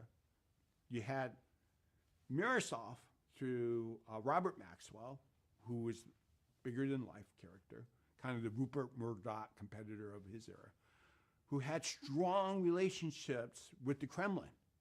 So he was trying to call in over the top, right, by engaging very senior levels of government to force the license to fall in favor of Atari and Microsoft. Nobody on the other side of the table had any idea how big the game business was. They were taking the Russians to the cleaners. They were getting a percentage of a percentage of a percentage of a percentage. Just imagine this. Spectrum Holobyte has a quarter where they sell $100,000 worth and they pay $20,000 to Microsoft. That becomes income on the second quarter, $20,000. And from that $20,000, they pay Stein 20%, which is $4,000 in the next quarter. And then Stein reports that in the fourth quarter. So by the time the fourth quarter comes around, it's 20% of $4,000 at $800, out of this huge chain of money. So I said, look, the way I'm going to do this deal is you guys should not care how many sub-licensees. You are going to get a fixed amount of money from each unit that is sold. So I will pay you 25 cents per unit for Game Boy. No matter who sells it in the world, you will get 25 cents. My dad was an honest guy. He could really say, I'm not the richest guy, but I will show you exactly how much money I'm making. Here's an honest deal. Whereas before, they weren't getting an honest deal, obviously. They asked me, so how many copies do you think you're going to sell? And I was thinking, if we're talking about packing it in with Game Boy, maybe 30 million copies. No, come on, you was very moderate with your expectations. Okay, 10 all right. million, maybe 5 million, 10 million. Oh, okay, say it's 10 million. 10 million times a quarter, that's $2.5 million. That is Right there. significantly more than they were ever going to make with all the deals that they had done up to the... Totally other area, of revenue. They asked me, when are you coming back to Moscow? And I said, what do you mean? He says, well, we need time to think this over. And I said, I either leave Moscow with the rights to handheld Tetris, or I don't. I leave without it. I'm not coming back. We don't have that kind of time. I made this very official thing, boom, and this, you have 1 week to answer me with... Letter of intent or something. Yeah, with a proposal, and after that, this offer is null and void. I mean,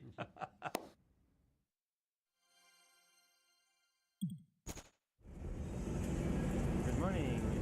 It looks like it's snowing. I was at Mr. Hutchinson's house yesterday until 2 o'clock in the morning. Had a very interesting conversation about game design, and he showed me many new games. I'm sure we can have very fruitful relationship. I'm on my way now to 10 o'clock appointment with Hello to Git about obtaining the rights to handheld Tetris. We shall see. in that meeting, we hammered out the basics of what a deal would look like. And I said, I'll get you a contract. It took 8 hours to make a phone call out of the Soviet Union to anywhere. I make the phone call to my lawyer in Tokyo. I do it before I go to sleep so that if they call me during the night, then I'll be there. And I wake up in the morning, sure enough, it takes about 8 hours. I said, okay, I need a contract.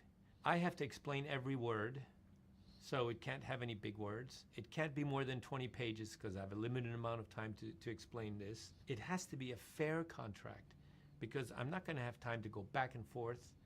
This contract has to work the very first time. And it has to satisfy Nintendo that we actually have the rights to Tetris. And you have 24 hours to create this contract, and here's the fax number. So 24 hours later, this contract appears. To them, they'd never seen a contract that was that fair. Hank is a very good partner. We decide that we want him. And by the way, since then I found out they used that contract as the basis for all their contracts after that. Including myself. I use this contract a lot. So yeah, we signed a contract. For handheld? For handheld, on Friday. Then they asked me, would you like to do another contract for console? And I said, sorry, but I can't. The company I licensed from, they're a big litigious company.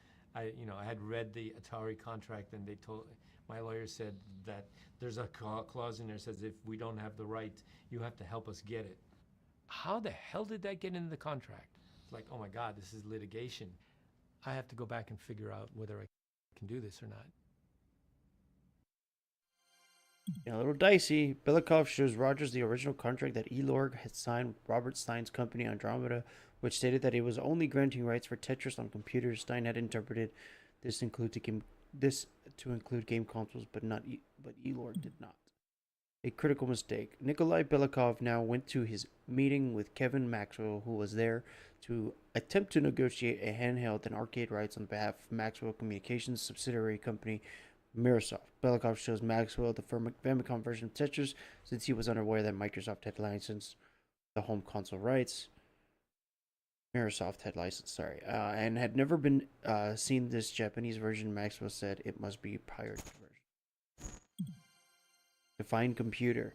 In this next meeting with Stein, Belikov asked him to sign a contract amendment clarifying a computer was a device with a monitor, a disk drive, and a keyboard, things game consoles lacked. Stein signed the amendment, not realizing he did so, that his confirmed that all home versions of this point were unauthorized.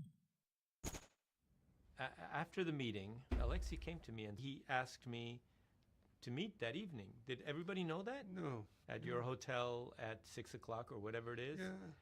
meet me at the front door because I can't go into your hotel being a Soviet citizen unaccompanied.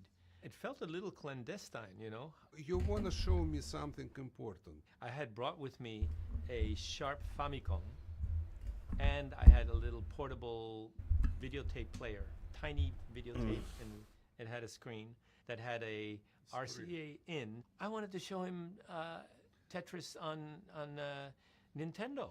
He'd never seen it. Yeah. I tried to play. I was completely disappointed because it was a wrong hand. I play with my right hand and drop with my left hand, but with the joypad. Yeah, joypad. Yeah, it was different kind of disappointment, which I politely hide. And probably the same day, maybe next day, we went to my apartment because I was desperate to show him my other games. He was the first professional game designer I ever see in my life. So basically, it was important to at least hear his opinion. Maybe he would be interested in publishing something or whatever, but what is important, I don't know. I am out of this world. So that's why I take some kind of risk to inviting him. Saturday and Sunday, basically, we had no meetings. You took me on a tour. Today is a wonderful day. We have done most of our business. Today we are sightseeing with Mr. Pajitnov. This building like a false teeth. We are just about arriving at the Red Square. Yes. Or I should say the Kremlin. It's supposed to be 9 churches in one.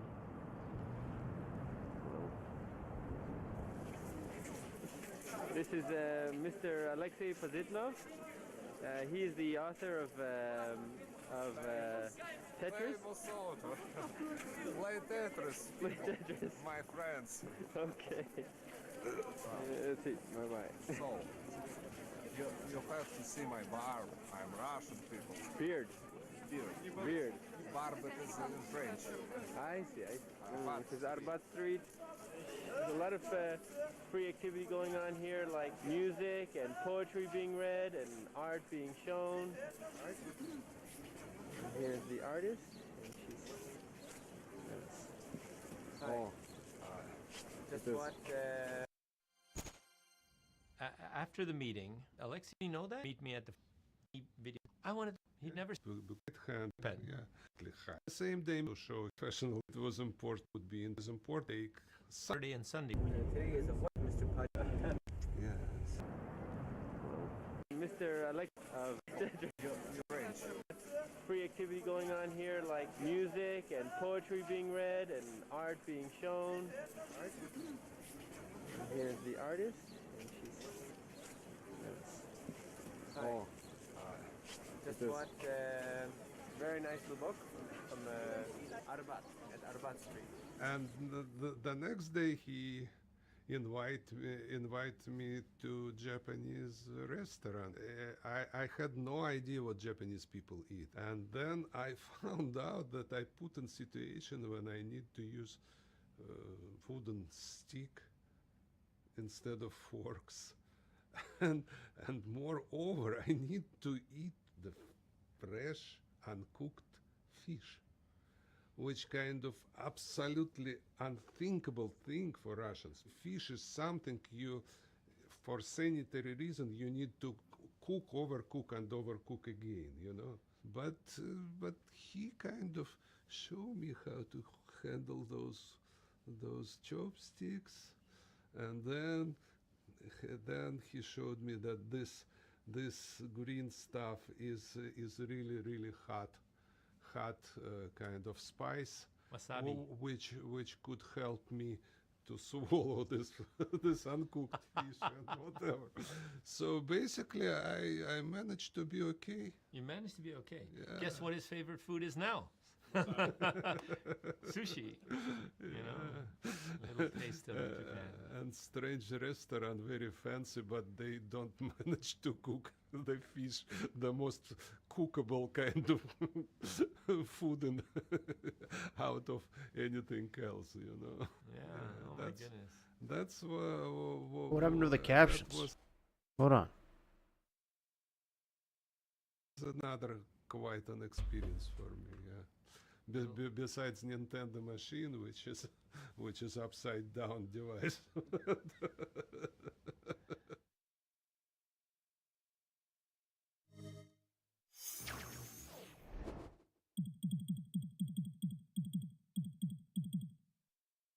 Nintendo goes to Russia. In March 1989, Hank Rogers returns to Moscow, this time with Nintendo of America's top executives accompanying him. They work out a deal with Elork for the worldwide home console rights. Nintendo would create its own version of Tetris to publish around the world everywhere except Japan.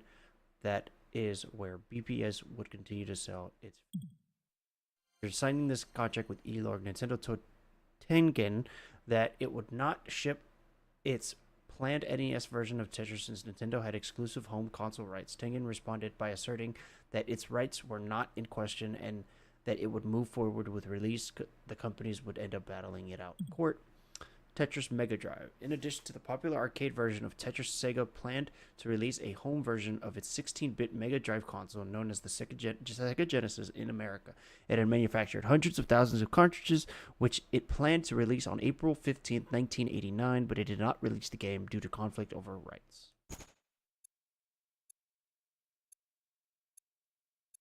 It even teaches you how to play the game.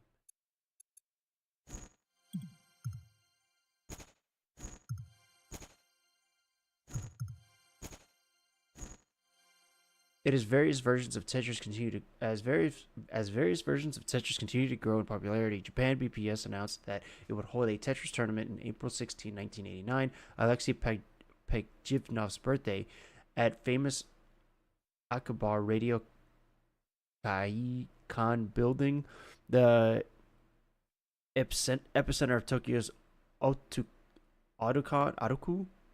culture. Prizes included CDs, televisions, and Tetris t-shirts. A later ad featured photos and results of the competition, which featured 9 different versions of the game. While legal issues were making place behind the scenes, players just couldn't get enough of Tetris. In May 1989, the Software Publisher Association's annual election and software awards, Spectrum Holobyte's version of Tetris took home trophies for Best Consumer Program, Best Entertainment Program, Best Action and Strategy Program, and Best Original Game Achievement. Crazy. Well, in the Apple movie, they did a really good job of representing everybody. I don't like the actor they chose for Hank though. But whatever, it doesn't matter what they look like. It's about how they play the character. Buildings, everything. You are really on the other planet there. Entire visit in Kyoto was kind of important for me. The second day, it was a short visit with Mr. Yamauchi. He was a normal kind of serious businessman, very polite, very kind and we did have a good conversation. He started with the apologizing that was a small kind of bug in the Game Boy Tetris, something with the probability of the pieces. We discussed how we fix it and decide to fix it, and then he gifted me with the electronic organizer. Absolutely stupid device of this time, but it was very fashionable. Complicated calculator with the small screen which you could put schedule, and it's something which died maybe 4 months after that. but I still keep this this strange device somewhere in my closet. It was about maybe 30, maybe 40 minutes, kind of. And everybody was impressed about this meeting, and I still don't understand why. But what I was really impressed is to visit their warehouse. Huge building, 3-story building, 700 yards long, filled up with Tetrises. If you could imagine your creation in this amount, you won't sleep the next night for sure. That's how I remember Kyoto for myself.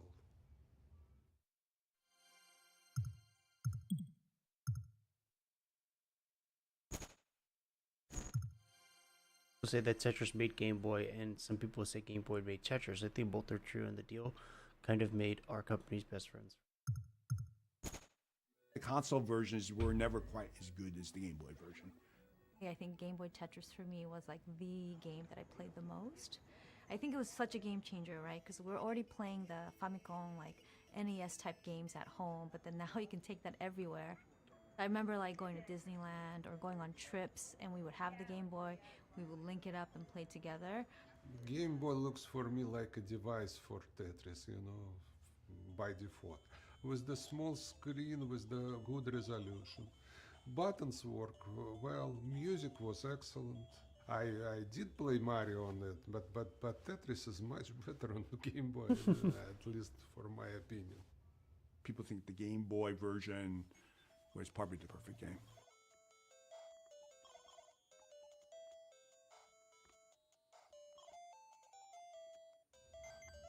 And I do remember that once it was a Tetris competition, and some schoolboy came to me to sign the cartridge. I signed, and he is glued into the Game Boy.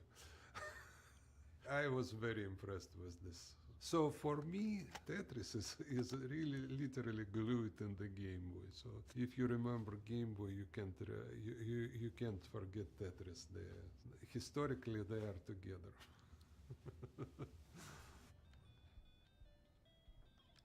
The heart level, if you push the certain combination when you're booting up the game, it goes to the heart levels. And the heart levels are way faster than any other level. It's so fast that if your piece drops, you cannot reach the side higher than 4 off the bottom. So that's how fast it's going. So if you want to do a Tetris, you need to make the hole in the middle and hope that the long piece comes.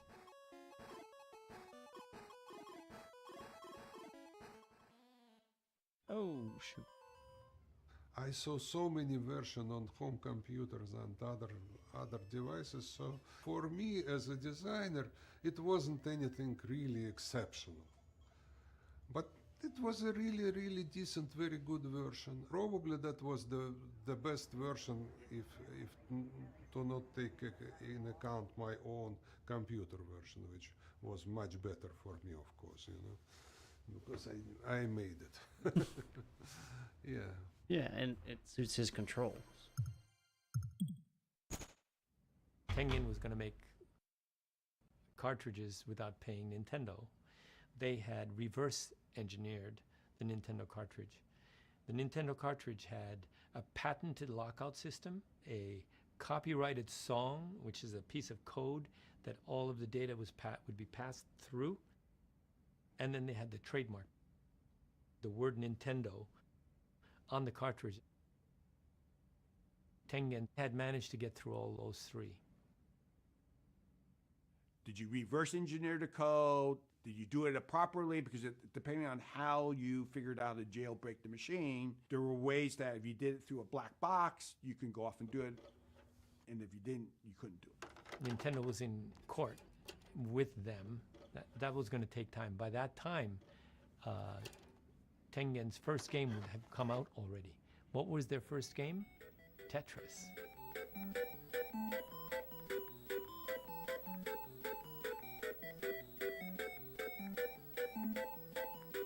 You're gonna give us a copy, yes?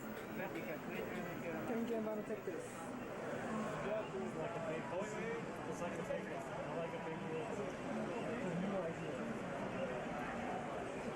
Apparently, Tengen, in the creation of their version of Tetris, actually used some of the Nintendo code, which violated the rules of the black box. And that is the one that I remember. So if they could stop Tetris, that would put Tengen back a long time. So I go back to Japan, I call Arakawa, I said, this is and this and this is what's happening. He said, get us the right to Tetris. What happens when Atari Games sues me? We will protect you. Like, okay. So I found myself a month later, I'm back in the Soviet Union. I said, yeah, I'm ready to do a deal for the console rights. And do you need me to bring the president of Nintendo? And they said, yes. And they came on a clandestine mission. Everybody at Nintendo of America thought they were in Japan, but they actually flew to London and from London to Moscow. We went through a week of negotiation.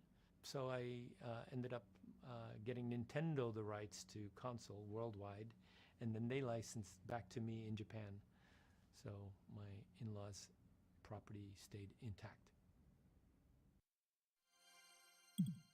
Superpowers reached exclusive agreement. At Summer Consumer Electronics Show that year, Nintendo ran a trade advertisement tweeting that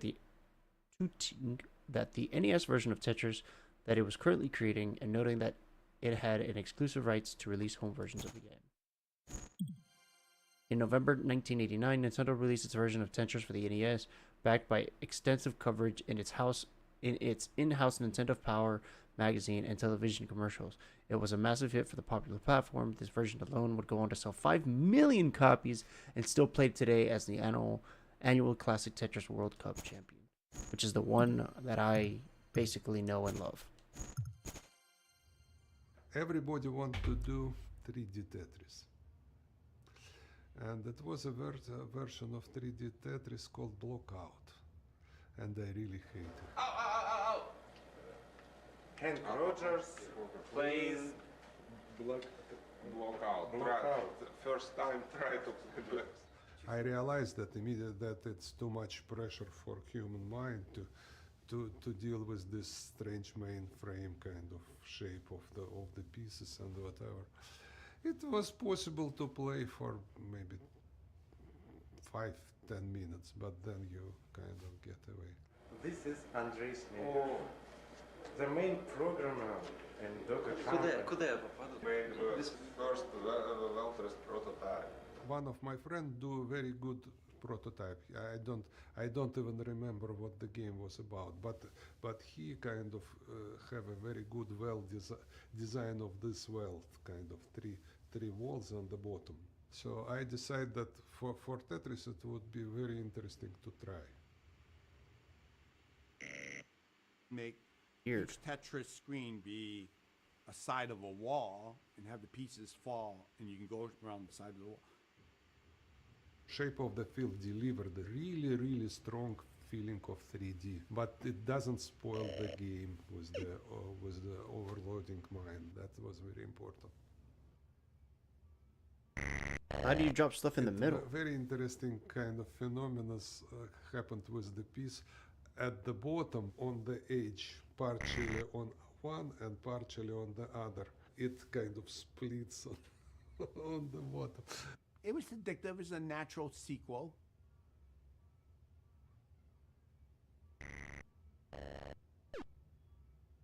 Weltris won an award at SBA the following year after Tetris.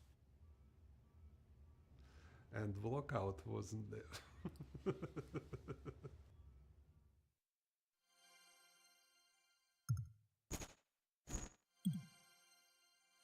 Hey, how do you play Welters?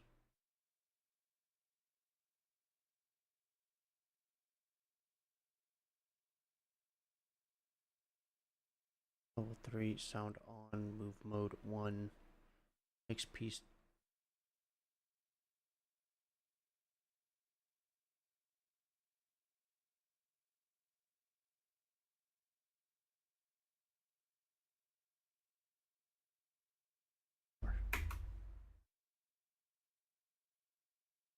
What is this? How do I drop the piece?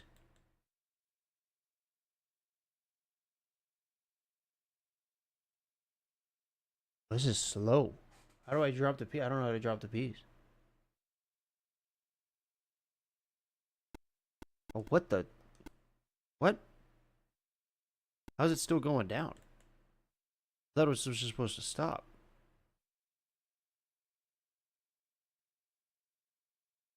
Oh, now it's inverted.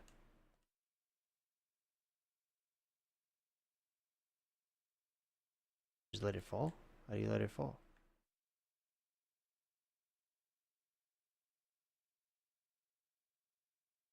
Oh.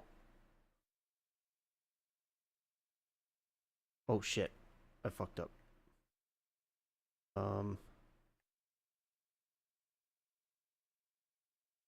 Oh, so I just press it once and that's it. It's over. Oh. Kinda understand it. I kind of understand it. So then if I do this, that, do they have another version of this game? Disc version.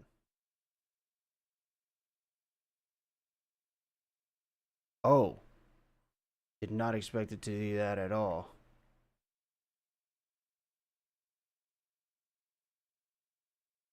I don't like this version of the game.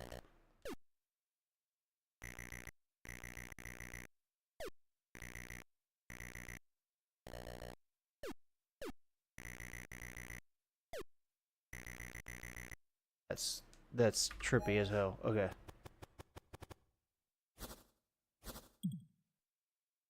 Alexei Pitpajitnov visited the United States for the very first time in January 1990. He began the Consumer Electronics Shows in Las Vegas, which left him wondering if this was a typical American city. He visited Spectrum Holobyte in San Francisco, Nintendo in Seattle, MIT in Boston, and Hank Rogers in Hawaii.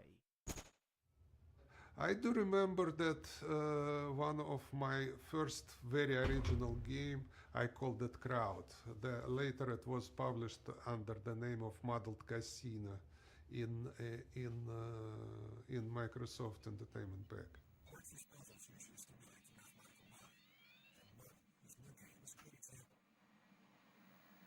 Your task is to put them away from the field from this small window. In this order, this will be first, but before the suspected model is locked and unexplained. You have this crowd, and you call them either to left, either to right, either up, either down, but every time the different subsets going on. You muddle them, and you miss them a lot while you operate with them. The problem is to get all the objects out of the dark. They can only be moved in groups. If you put together spades and clubs, or diamonds and hearts, you can move a group to the right. Selecting all green backgrounds or all orange ones lets you go to the left. To go up, you have to choose between circles or squares. To go down, you have to mix red and black suits. If you think you're confused, now you can do it. And now put the circle up. Enough? But now I want to separate that guy and bring him down. Oops, that's not a good idea, I bet. It took intense concentration to avoid getting stuck. I could see this game was geometry, logic, and strategy, all rolled into one. You made it! Okay.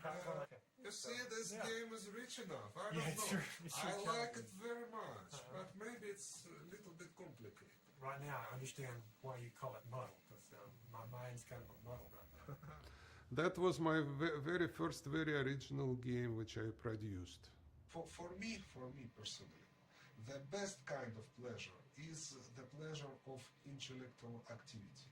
So this kind of pleasure I would like to present to my customer, to my players.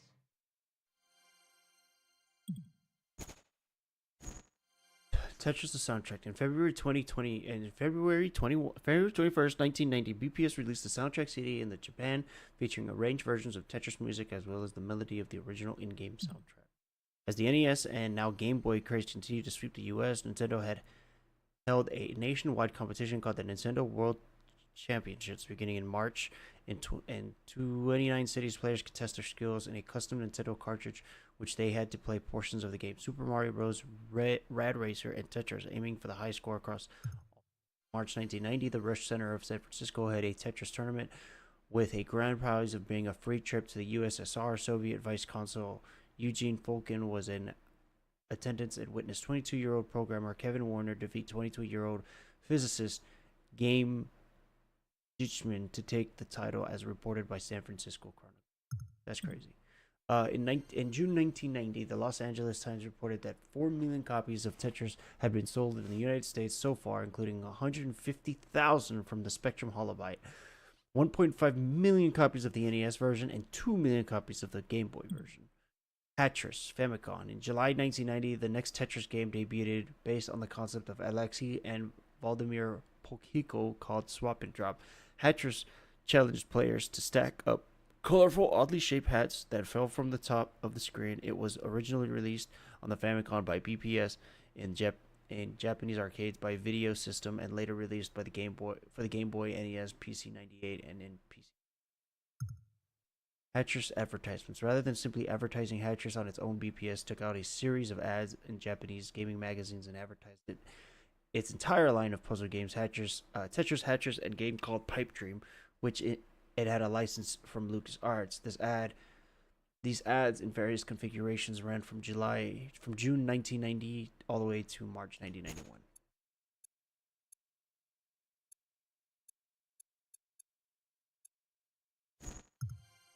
Tetris Game Boy. The summer of 1991, BPS released the Game Boy version of Tetris into the US and Japan. While the data on the game cartridge was the same no matter which country you lived in, the box art treatment was totally different. Japan box had an abstract hats, bright colors, while the US bag had black and white logo and realistically illustrated hats. It's got the Pac-Man font too. Tetris. At July 1991, magazine advertisement for the US version of Tetris on the Game Boy noted that the creator of Tetris has done it again.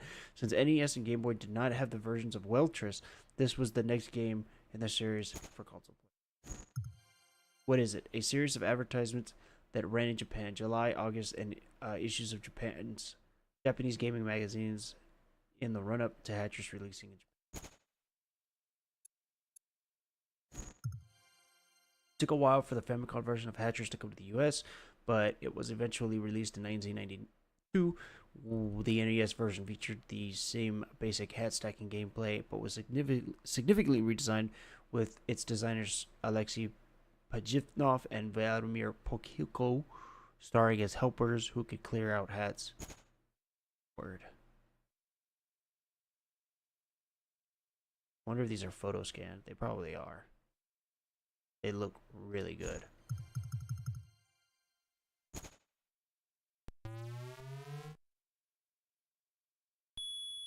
King. That's so cool.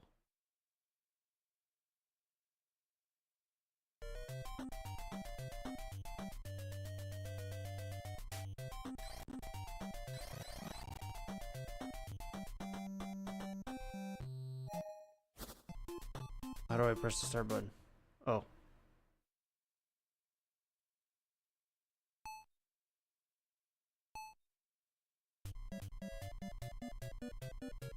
Oh. Oh.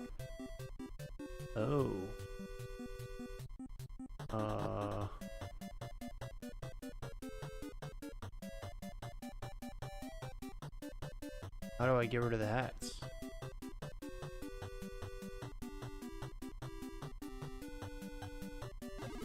Ah.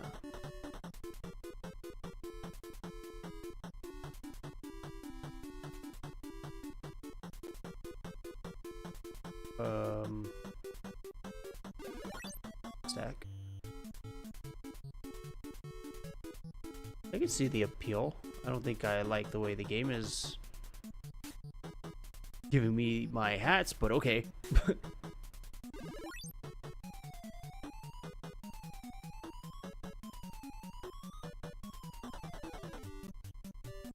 Oh, can move it like that. Well, I don't want to trap those guys.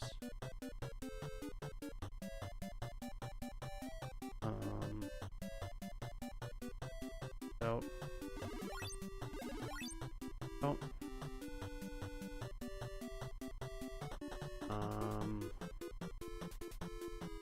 Oh, I made a mistake.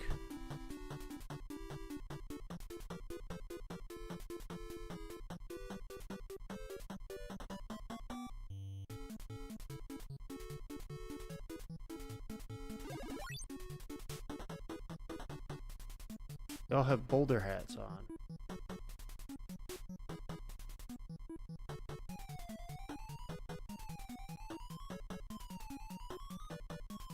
Sugar. Oh, I can switch them. Oh, well, that makes a whole lot of difference.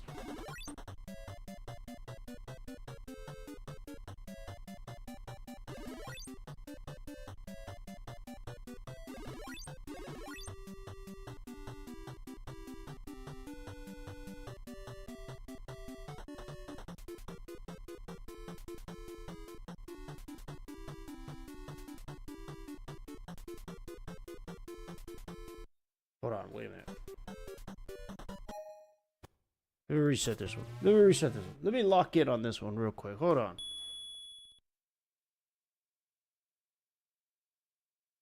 Is this just an emulator with a bunch of games on it?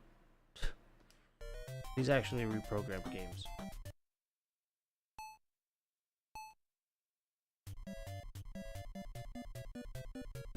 Go there. You go there. Go there. You get switched around. You put there. You get put there. You go there. Shit, I fucked up. That's okay. You go there. And then you go there. And then you can go this way. And then you go. Fine, actually. You go over here.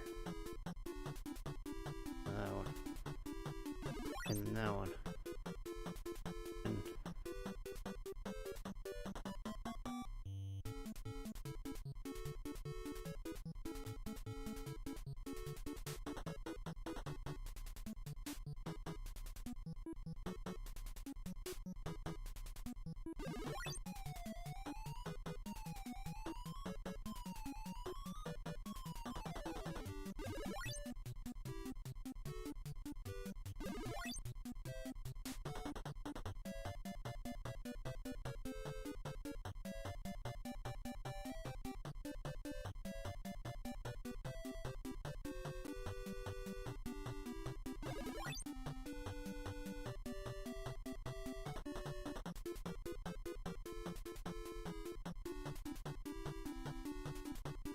it's the same height they are. God dang it.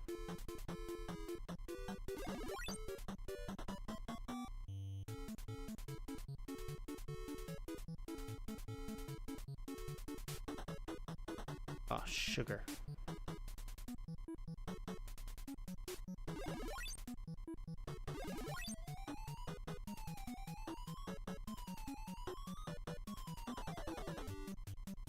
Alright, well, I get it. I get the idea.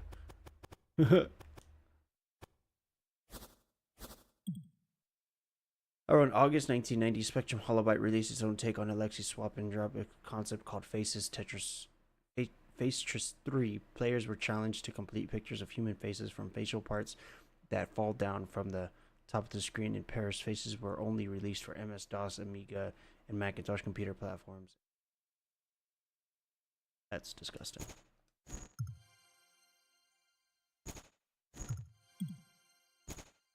I did a game called Swap and Drop. The fragment of the pieces, which kind of in pair goes down, and you could swap them and shift together. That's how it worked. And we did two different games out of it. Tetris with the heads, those heads going this way, and you need to collect the pile of 5 heads, and they have different property. I like Tetris very well, and hand published it for Nintendo, but for Nintendo it didn't, for Famicom it didn't work very well.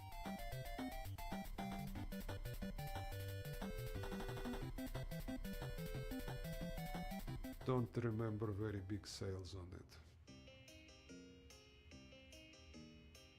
Some team did it with the faces. Spectrum Holobyte published this game. The swap and drop framework was a good framework, so it didn't take us much energy to figure out how to tweak it so that it was right. Pieces would come down, and you have to make sure a face is stacked in the right order. So you have the mouth, the nose, the eyes, and the hat or the hair.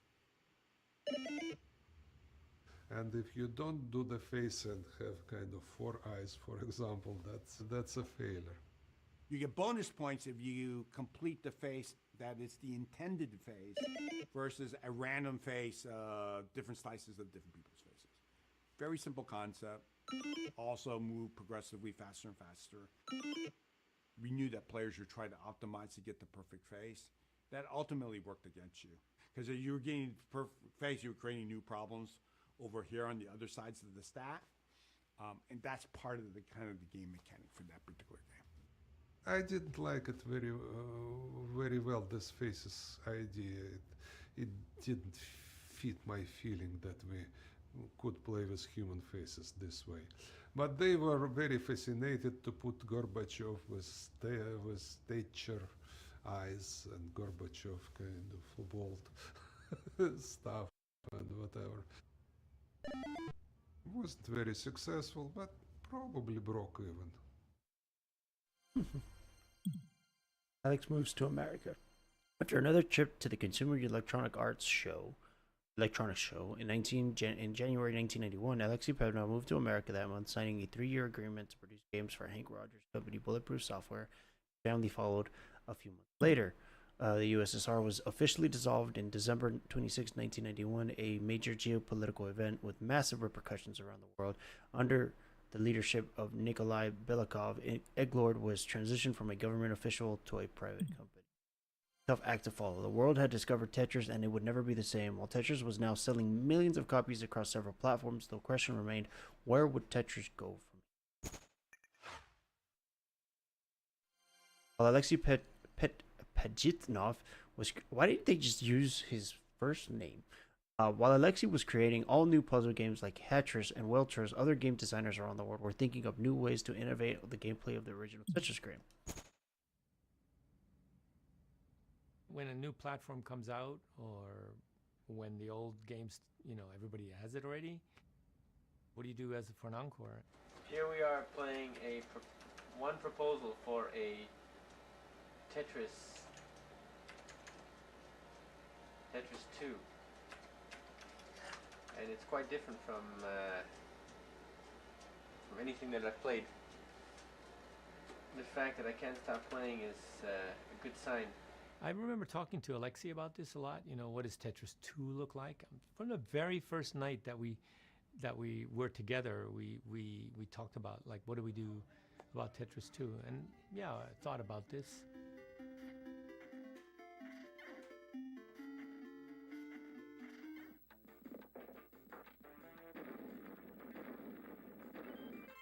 Dang.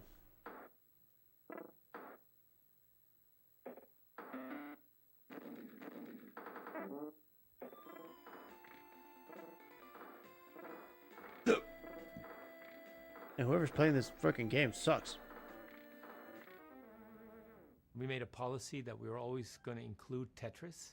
For each subsequent version, it would be Tetris with something. That's why the second one was Tetris 2 plus Bombless.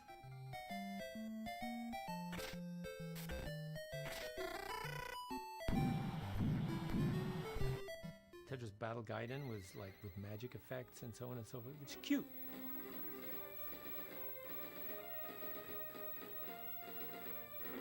We worked hard to think about all these magical effects you could do to affect the other guy's play field and so on. And I think that's a pretty good version of Tetris. It was a fun game.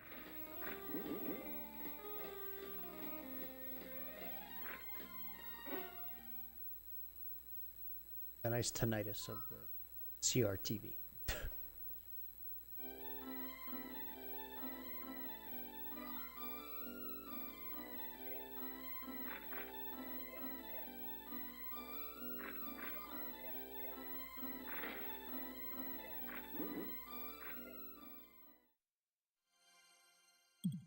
Tetris 2 plus Bombless. On December 13, 1991, BPS released Tetris 2 plus Bombless for the Famicom, only in Japan, created by a team of well-known Japanese game designers who were big Tetris fans, and presented a refined, polished version of the original Tetris alongside a new version called Bombless, in which players had to create combinations of exploding bombs to clear lines.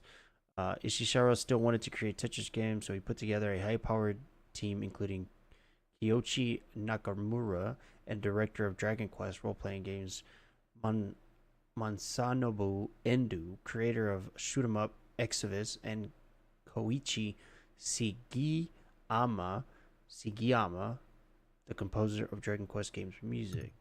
Bombless, which would show up on many other Tetris releases through the years, was designed by Ashika Miura, who would go on to be the designer of the legendary role-playing game Earthbound. When Alexei Pevnov visited Japan spring 1989, he met with Ishiro, who showed him the concept. The team spent the next 2.5 years perfecting their game.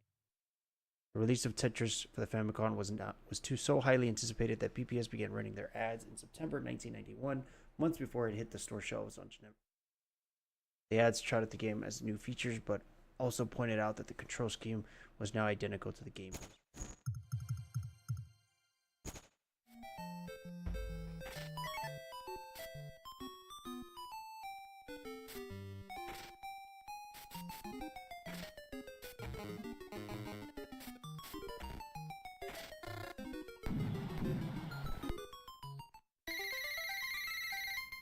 Bombless, it's funny. So the guy's name is Ishihara, and he's the guy who went on to make Pokemon. That's the guy. On my second trip to Moscow with Arakawa and Lincoln, who do we meet in the lunchroom of the hotel? But it's Ishihara. What the hell is he doing here? He was there for Fishing for Rights because he had created Bombless.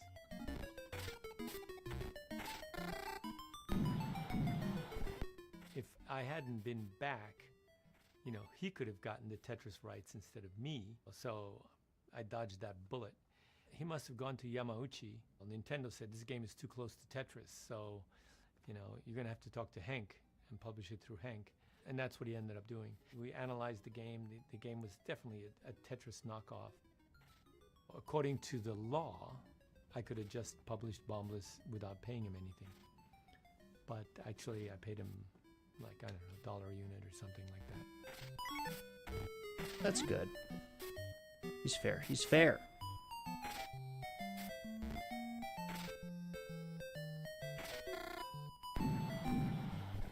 And, it's the right thing to do.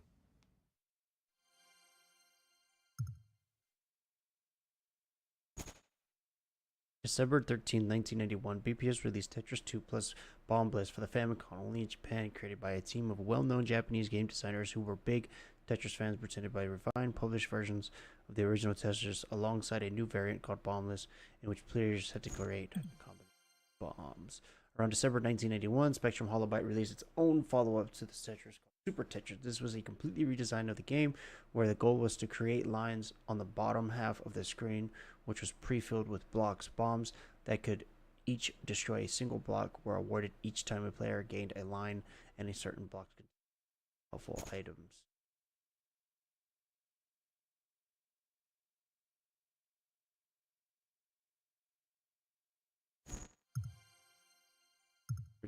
A quarter-page advertisement from the November 1991 issue of American Computer magazine teased Super Tetris. The USSR itself was about to come to an end, but iconography would live.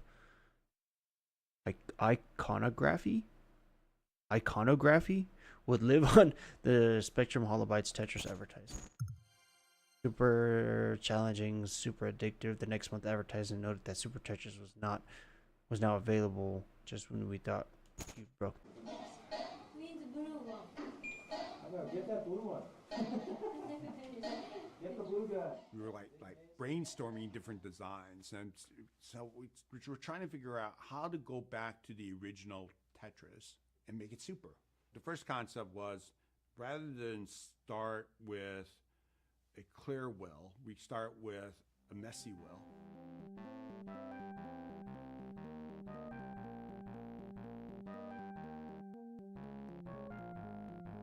The goal of the game would be to clear out the messy part, and that would get you to the next level of progression.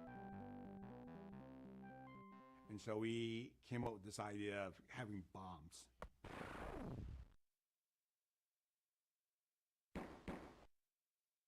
So you have pieces and bombs.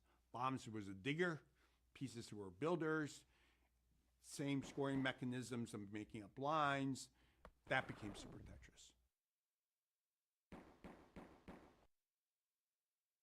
Alexi and myself worked really hard to try to get that game tuned. That game did pretty well.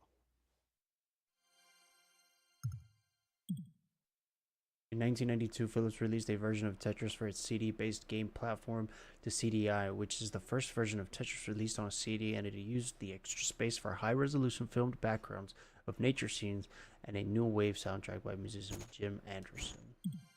Spectrum Holobyte's next Tetris release was Tetris Classic, which kept the original Tetris gameplay but added 256 color graphics and sounds for modern PCs. It also added multiplayer options, including head-to-head online Tetris battles over dial-up modems. The background art was based on the Russian epic poem Ruslan and Ludmila. Cell sheet with three new Tris games on the market. Spectrum Holobyte released an ad featuring Tetris Classic, Tetris Super Tetris, and Word Tris, a puzzle game not designed by Alexei Pejivnov, and featured falling blocks with letters printed on them, which could combine to form words. In September, a musical artist named Dr. Spine, actually world famous composer Andrew Lloyd Webber, and his producer Neil Wright, released a dance single titled Tetris, which remixed the Game Boy soundtrack, which itself was based on a Russian folk tune called Korobiniki. Tetris was a smash single that hit number 6 on the UK pop charts and spent 8 weeks in the top 50. Super Tetris plus Bombers. Nintendo released various magazine advertisements. See that little Mario guy right there. They're so high res. It's insane.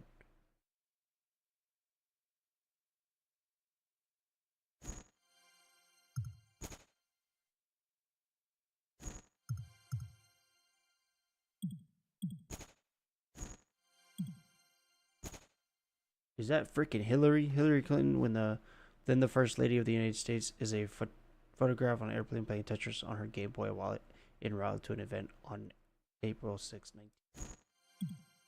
Only on July 1st, 1993, cosmonaut Alexander Sobrov played the game of Tetris on a Game Boy given to him by Nintendo executive Howard Lincoln while in orbit, becoming the first person to ever play a video game in space. In the fall of 1993, Nintendo released its own variation on Tetris for the Famicom and NES, and later the Game Boy and Super NES. It titled the game Tetris 2 in the United States and Europe, Tetris Flash, and in Japan, since a Tetris 2 already existed, thought it bore the Tetris name. It played very differently. Players had to match the colors of falling pieces to blocks that were already on board, making groups of colors to clear board. The Super Famicom version of Tetris Flash was actually published by BPS in Japan, which advertised the new game alongside its previously existing lineup of Tetris variants. Tetris 2's press release issued by Nintendo for releasing of the NES, Game Boy, and finally Super NES versions of Tetris 2. These releases charted the success of the Nintendo versions of the original Tetris, noting that it had sold over 6 million copies by 1993 and remained on bestsellers lists. Celebrating the 5th anniversary of the release of Tetris, Spectrum Holobyte released a Tetris Gold collecting all previous released versions of the game on a CD-ROM with bonus content, including a video interview with Alexei, which is basically what I'm doing right now. With Alexei, on December 24th, 1993, BPS released what would become a cult classic game among Tetris diehards, Tetris Battle Gaiden.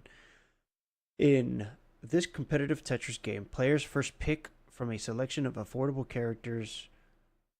cartoon characters with their own set of special moves, then square off against each other on a computer or human opponent, collecting crystals and advancing powers on attempt staying alive.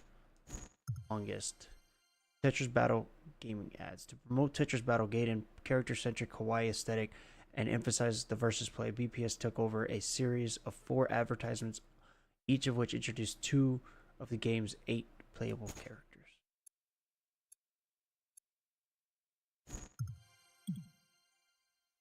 Super Tetris plus Bombless Gaiden Ban.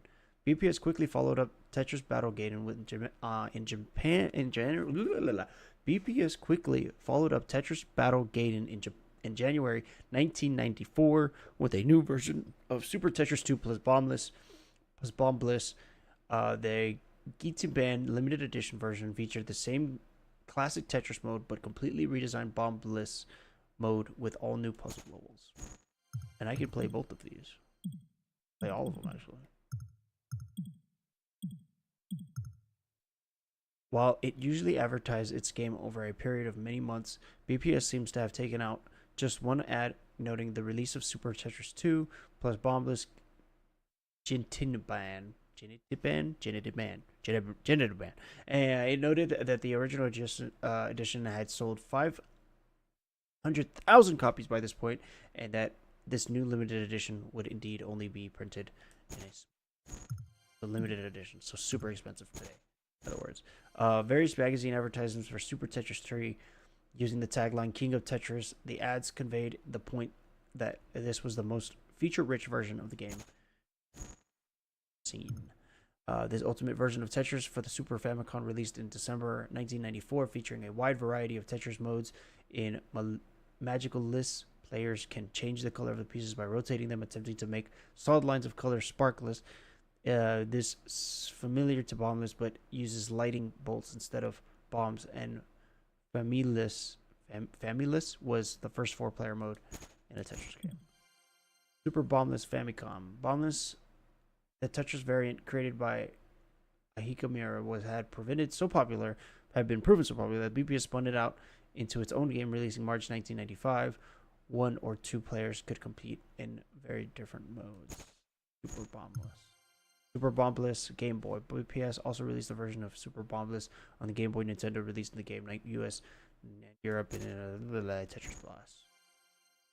I can play all of these versions. Holy shit. Okay, so I just own all of the original Tetrises without having to actually purchase a cartridge. 2 Tetris games were released for Nintendo's Virtual Boy and a portable game console, which stereoscopic 3D screen in Japan. BPS released V Tetris, which was built around standard Tetris gameplay, while Nintendo of America released 3D Tetris, which players fit 3D polygon shapes into a volumetric well. In 1999, this was a momentous year for Tetris. The rights of Tetris reverted back to Alexei, but Elorg claimed it still had rights to the game. In order to ensure Tetris could continue to be commercialized, Hank New Company Blue Planet Software Inc. established in the Tetris Company LLC with Elorg affiliated to serve as exclusive licensors for Tetris under the agreement that the creator of Tetris was finally able to share in the profits from his games. Wild. Yes, the first Tetris game for PlayStation, Tetris X, featured a classic single-player game and 4-player battle mode that borrowed the cartoon mascot characters, though not the modified gameplay rules from Tetris Battle Gaiden. It was released in Japan.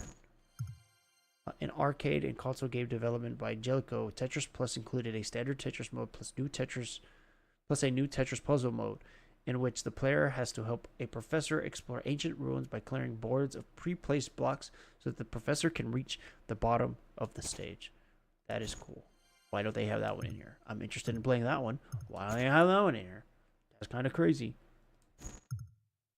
A tiny keychain that played Tetris on a black and white LCD screen. Tetris Jr. actually started its life as a bootleg product. Hank Rogers traced the manufacturer back to China, and instead of having them shut it down, offered to partner with them to make the product legit. BPS ended up selling 3 million Tetris Jr. keychains in Japan alone. In Japan, all of a sudden, there was a fad that came out. You could buy this little 8x12 Tetris machine, and it was called Tetorin. It was it was a little tiny Tetris game, and so we went to bat, and we chased the company down and said, "No, you can't be doing this. This is a Tetris knockoff." We went to court and stopped them from publishing the game, and rather than have those just start to go black market, what we did is we went upstream and we said, "We'll buy your production," and we upgraded the design. And we sold them in Japan, and Square sold them in the U.S. By the way, The next keychain game that came after that was Tamagotchi.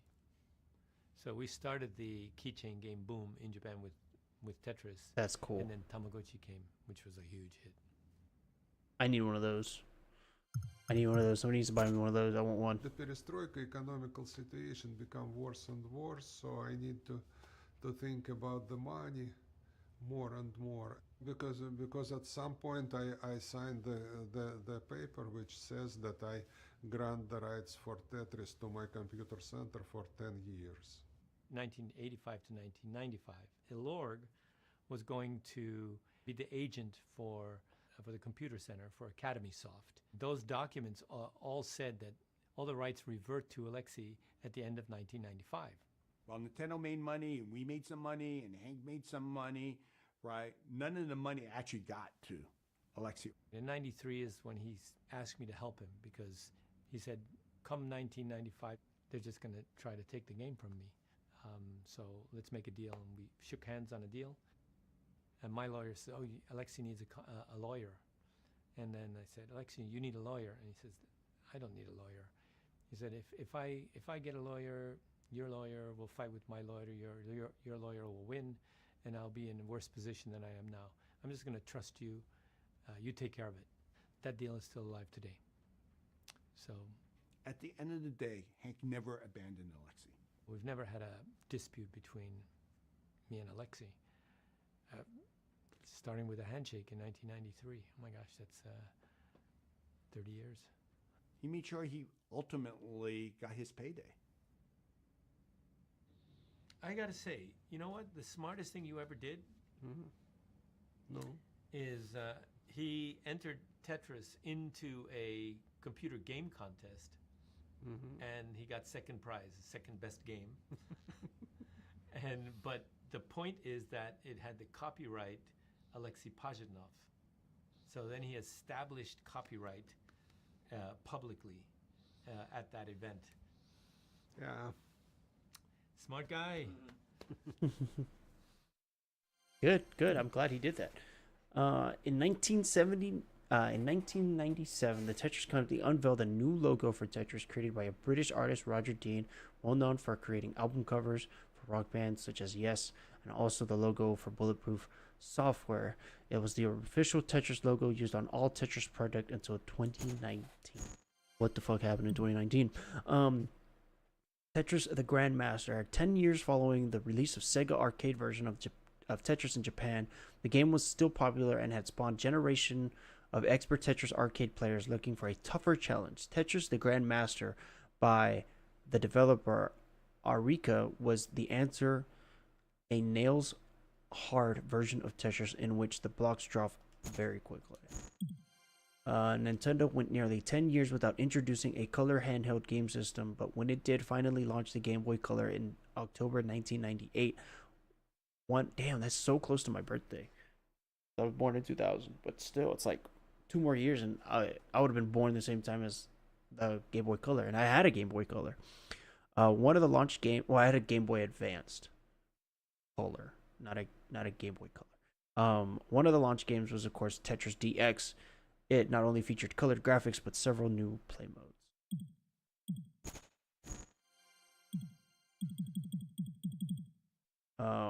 The year of Tetris. Besides Tetris, the Grandmaster, and Tetris DX, many more unique Tetris games were released in 1998, including Magical Tetris Challenge, which featured Disney characters, Tetris 4D for the Sega Dreamcast, and Tetris 64 for the Nintendo 64, which included a biosensor that measured the player's pulse and changed the speed of the falling blocks based on their heart rate. That is cool. Can I get that to work today? Developed by BPS and Animec Tech, which was co-founded by Alexei. The next Tetris was a new game with a different rule set, and some pieces were made up of individual blocks that would separate when placed, leading to a cascade effects that could generate combo moves. Oh, so they fall down.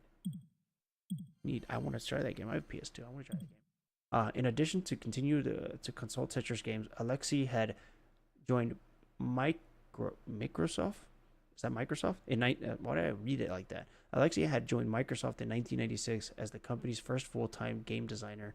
In a 1999 article about his latest game for Microsoft, Pandora's Box, the New York Times reported that Tetris had sold over 50 million copies at that point. 15 years after this creation, Tetris just keeps going and going.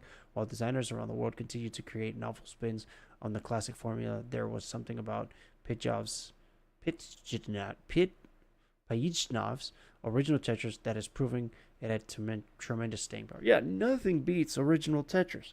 Now, we have modern Tetris where you can hold the pieces and you have shadow pieces, which is great, and it really doesn't change the game that much because you can turn all that off. So at the end of the day, Tetris is still Tetris, no matter if you play with ghost pieces or hold. It doesn't matter. It's just more like a quality of life kind of thing. All right, this is it right here. Last chapter.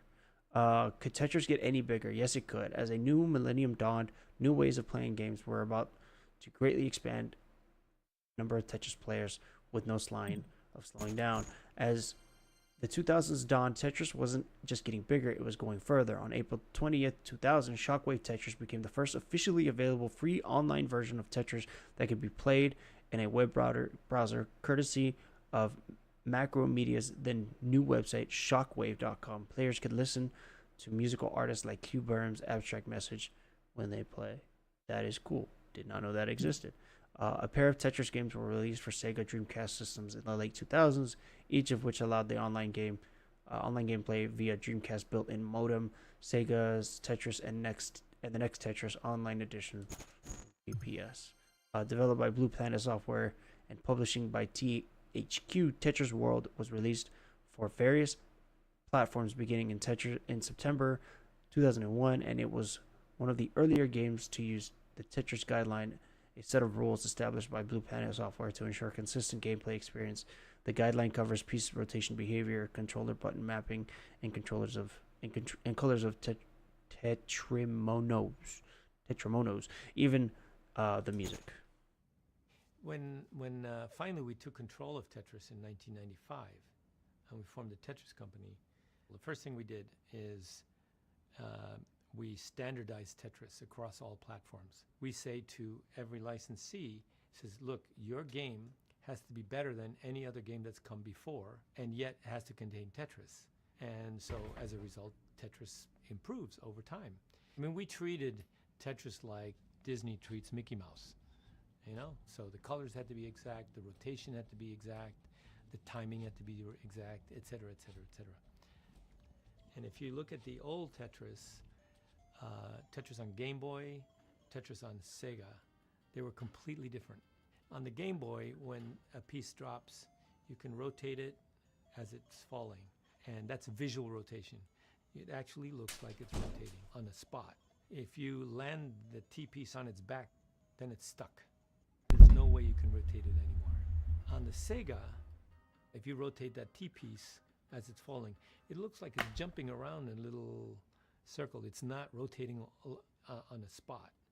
You can drop it, and then you can still rotate it once it's landed. It actually has to jump up to be able to rotate. On the Game Boy, you do all your thinking while the piece is falling, and on the Sega, you drop it, and then you do your thinking. It's just a different way to play the same game. So I came up with a rotation system we call it super rotation. And the way super rotation works is while it's falling, we do visual rotation, which is the Game Boy rotation. Then once the piece has landed and this doesn't work anymore, then it'll try this. And so what we did was we created a rotation system that could accept both players from both systems, because before that they couldn't cross over. They were just too different. And over time, there's something like called a T-spin, where you can do the same thing with the T-piece, and like if you put the T-piece in the right space and clear lines, then it has the same score as the Tetris 4 line clears. Been triple. And we also had to create the bag system. So you're not going to get stuck with like 7 Z pieces. That could happen, and then you're really messed up. In the original Tetris, the pieces are completely random. I remember checking into a hotel. I said, "Oh yeah, you have something to do with Tetris?" Yeah. You know, it's watching me, and it doesn't give me the eyepiece when I need it. And I said, "It's completely random." I said, "No, it's not. It's not. It's watching me." I said, "Sorry, I know exactly what it's doing. It's random. If you're waiting for the eyepiece, sometimes it doesn't come." Yep. And that's what makes the game difficult, is when you need the piece that you need the most, it doesn't come. And then when you finally get the piece, you're not ready for the piece. The way the bag system works is that you have 7 tetraminos, you put them in a bag, you shuffle them, and then you pay them out. Then you put them back in the bag, shuffle them again. So then if you have an eyepiece come out, the worst situation is that it can be at the beginning of the first bag and at the end of the second bag. So that means, 13 pieces later, you're guaranteed to get an eyepiece. So then you can start strategizing on how you play the game versus everything is up to luck. I did not know makes it more that. predictable. And so you could say that Tetris lost something, but because of the variants, we had to do it. In Tetris Worlds, we created 6 different versions of Tetris. 5 different ones. There's Tetris and then 5 variants. There were a whole bunch of things that we tried. We're here with Alexei Pajinov looking at some of the Tetris World games to see what can be done about improving them. Alexei has an opinion about everything. Some of them needed special rotation. One where if you clear a line, the pieces above fall down, and so you can get a cascade going. One of them, you made squares, 4x4 squares. You get extra points if you cleared a line that had part of a square in it. In order to do that, we needed to have a hold piece, because there's no way you can actually get enough pieces of. You would have to wait 2 cycles for that piece to come back. The bag system, it kind of stuck in there. I'm kind of like now we're having second thoughts because we're back to original Tetris. Why need the bag system? You could do a bigger bag, maybe a double bag, in which case you could have an eye, or just no bag. Interesting. So he doesn't like it, but he doesn't not like it. So he understands the concept and why it's needed, but he doesn't necessarily like it. In 2002, Tetris teamed up with another major icon of gaming for Pokemon Tetris, only available in a tiny keychain-sized game systems called the Pokemon Mini. In one game variation, players could physically shake the system to flip the tetraminos. I just don't know how to say it. Tetraminos, mirror style, meaning that the S tetramino tetri could be turned into a Z tetramin. As mobile phones begin to become more widespread and feature more powerful hardware, it became clear that Tetris would be a huge on mobile phones. After not finding a suitable partner in the space, Hank Rogers established a new company called Blue Lava Wireless that would publish mobile versions of Tetris under partnership with mobile carrier Sprint, which was the first wireless carrier in the United States to publish graphical video games. The first games launched in the summer of... Well, Sprint doesn't exist anymore, so it's nice that they put that in here. Mobile phone game company called Blue Lava Wireless. And the reason I started it was because we tried to license Tetris to a U.S. company, and the biggest upfront guarantee we got from anybody was for $25,000.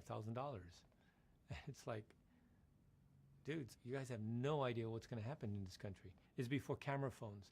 Camera phone means that you have a screen and you have a CPU that's strong enough to actually move graphics, which means you can make a computer game. Before that, it was all text. I decided, I'll do it myself. So I licensed Tetris, started a company, Blue Lava Wireless. The first phone company with games was Sprint. It was going to be Sprint. They were going to come out in June. And it's something like April. And I send my my sales guy, John Ray, to Sprint. I said, don't bother coming back until you get a deal, which was the same thing that I did. And sure enough, it took him something like 10 days. And of course, we had the #1 game. And then I sold my company with worldwide rights to Tetris for mobile phones to Jamdat for 15 years. And the reason I picked 15 years is nobody has a spreadsheet that goes past 10 years. So 15 years, nobody cares what happens then. On February 2nd, 2003, Homer Simpson played a game, Real Life Tetris, to expertly pack Bart, Lisa, Marge, Maggie, all their luggage into a family car. Simpsons title, The Strong Arms. Full circle. On January 21st, 2005, Tetris Holding LLC, a company formed by Hank Rogers and Alexi, acquired Elor Company LLC over 15 years after Hank first walked the doors of Electron or Tech Ignaca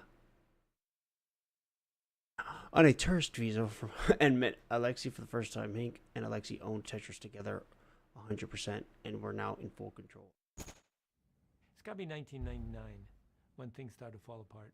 Belikov and I were not agreeing to any deals. I would have a vote, Belikov would have a vote. And if it's a yes, then the license goes through. If it's a yes, no, or a no, the license doesn't go through. My advisor says, buy him out. I said, buy him out? What are you talking about? He doesn't have any rights. And it says, read my lips, buy him out. Mobile phone game Tetris is going to come to a halt. And who knows what's going to happen to the industry while you decide to fight up because you're right. I asked Mr. Belikov, so how much do you want? And he gave me a number, and I got that money and bought him out. Everything ended in 2005. I see, yeah. That's when that's when I bought out Belikov. Yeah. That's when I bought Elorg. Yeah, we should revive Elorg. We should claim the building, yes. It's a nice building, not far from my place in Moscow, by the way. That's interesting. I never thought about that. No, they don't owe it. The first thing they cash it out is the building, I'm pretty sure. I see. Yeah, otherwise it would have been more money. Exactly. With mobile phone games' future looking very bright, the mobile game maker Jamdat paid $137 million to acquire Blue Lava Wireless, and just a matter of months later, the massive game publisher Electronic Arts acquired Jamdat for $680 million. Electronic Arts now had a 15-year exclusive license to publish Tetris for mobile phone. Not only that, but EA just got bought out, so this is crazy. Tetris Online, with rights to Tetris firmly in hand, Alexi and Hank teamed up with Minoru Arakawa, who had retired from Nintendo in 2002, to establish Tetris Online Incorporated, which published online Tetris games for various platforms until 2019. March 2007, Stanford University curator Henry Lowred introduced the game canon as a set of 10 culturally important video games, including Tetris, that were submitted to be preserved in the United States Library of Congress, creating this list as an assertion that digital games have a cultural significance and historical significance. Wood told the New York Times. In 2007, Alexi was honored with the first Penguin Award at the Game Developers' Choice Awards, recognized the courage and bravery of a developer who tested the proverbial waters, uncertain of success, known as the pioneer. On July 10, 2008, Apple changed the gaming world forever when they launched the iPhone App Store, allowing developers to sell digital games that could be played on the new medium known as the smartphone. Tetris was one of the launch games, priced at $9.99. While many versions of Tetris were being released on browser, phones, game consoles, and everything in between, players never stopped attempting to master the classics. On April 19, 2009, Los Angeles player Harry Hong became the first player to achieve maximum score of 99,999 on the NES version of Tetris, a feat that took 4 years of practice, according to the Guinness Book of World Records. Tetris set yet another Genesis World Record in December 2009 when Sega launched Tetris Giant, and the arcade, which was one of the largest officially licensed versions of Tetris at the time.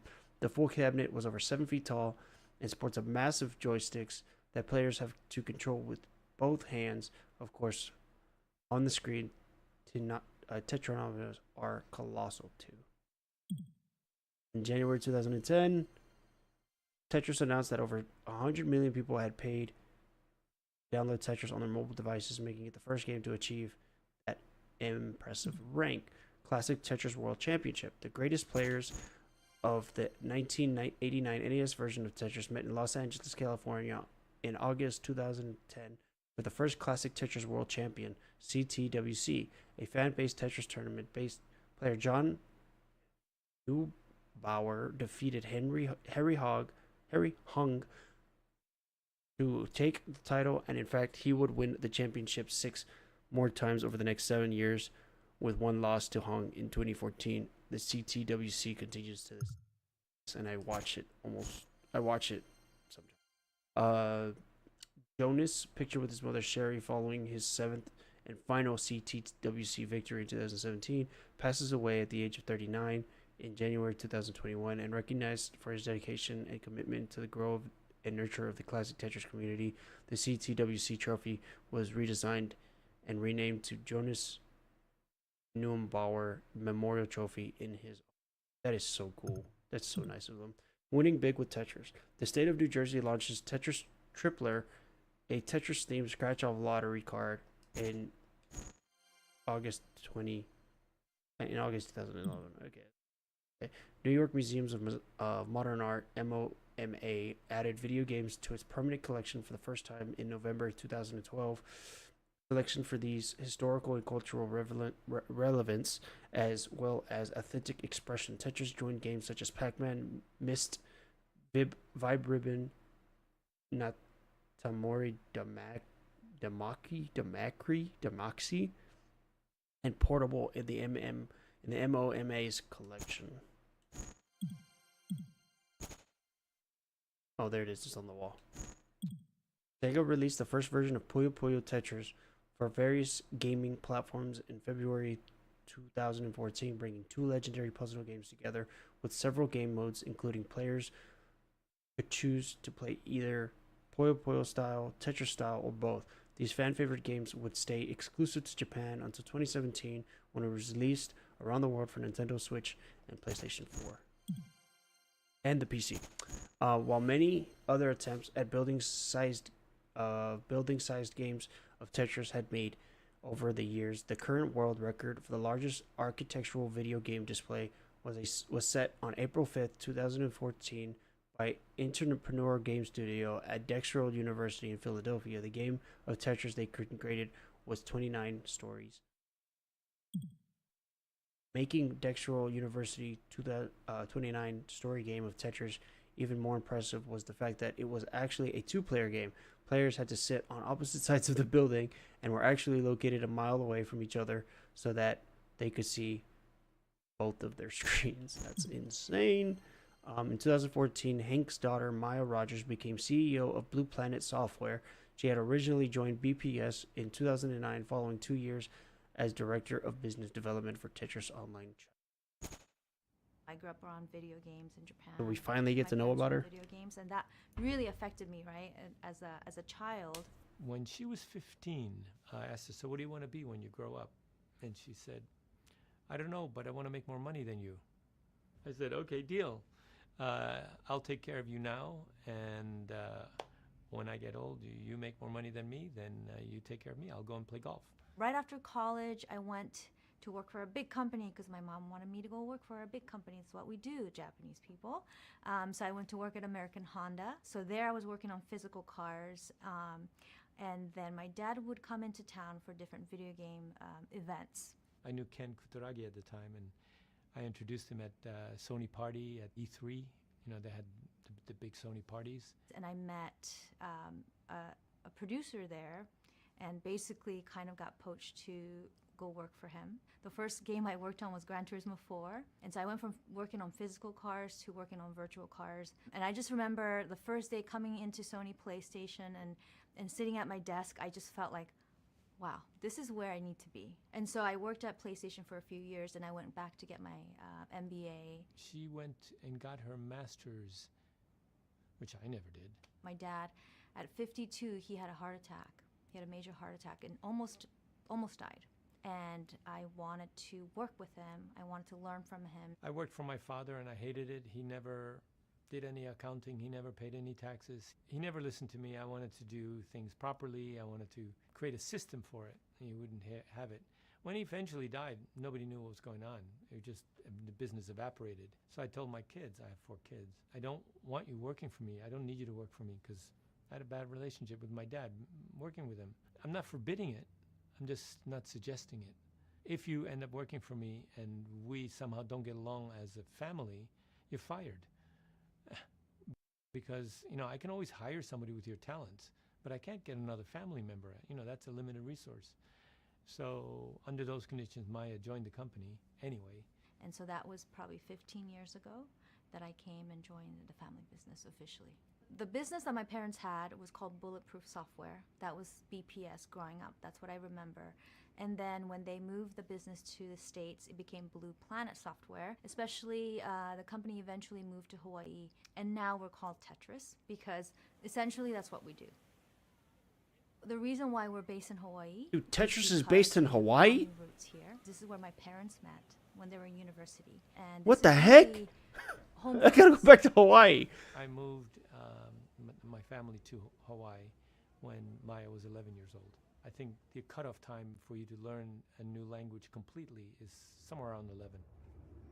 We're also between Asia and the West, and America and Europe, and so we're able to do business both sides of the aisle. The fact that we chose Hawaii was for our family and to showcase that we can live and choose where we want to be. Tetris is unique that it's still privately owned. It was never bought or it was never sold to a big company. That's cool. It's been really important for me to try to expand the brand beyond video games, but really make it a lifestyle brand. We might work with Uniqlo or Puma to do merchandising. Tetris, McNuggets, it's funky, right?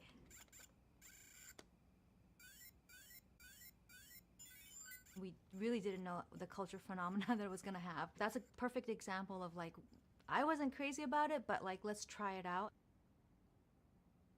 So anything that touches the brand, we manage. We always consult with Hank and Alexi. That means that time is up or something like that. Oh, no, oh. They own the game together, so everything that we do that's major to the brand, especially when it comes to game design and moving things forward, we do get them involved. She was made to be the boss.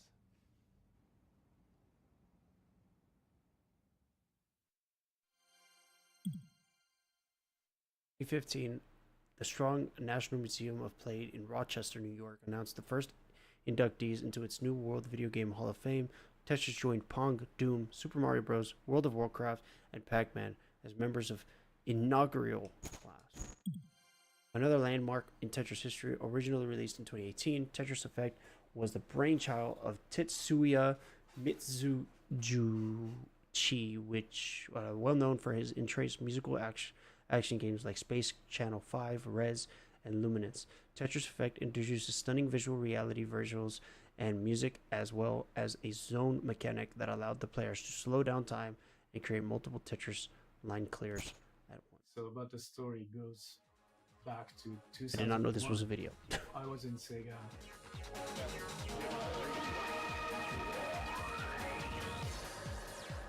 When I finished making Reds, I wanted to try the concept of the synesthesia experience, but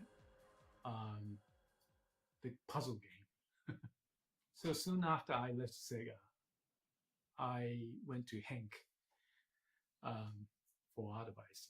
I'm thinking the concept, new game design concept, like Tetris meets Reds. Hank's reaction was, "Oh, that's fantastic idea." So, but that was a licensing issue. He was like, "We should work together in the future." So we decided to make the new game at the launch title for PSP. So that was Luminous.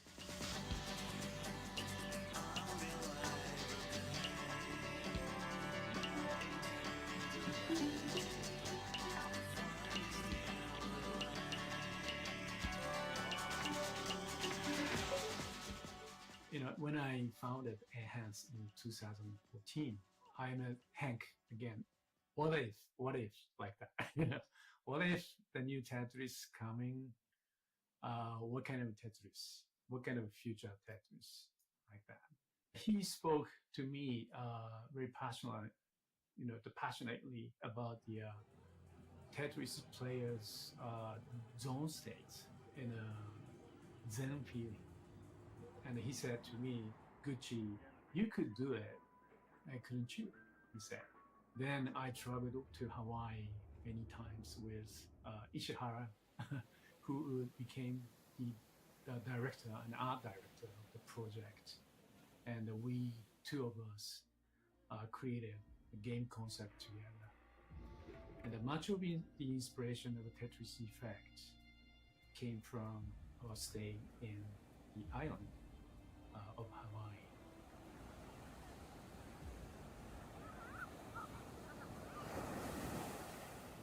When I think about the idea of Tetris effects, my past experience, like I love to watch Tetris in arcade. I love to watch and I love to feel that kind of atmosphere. If the people watching this game around, how can we move them? The player wants to focus the game, watching just blocks, but the people in the gallery, people watching the people can watch. Temptations like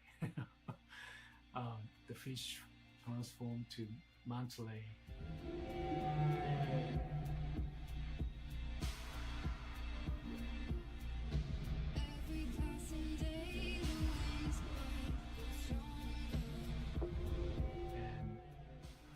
Well,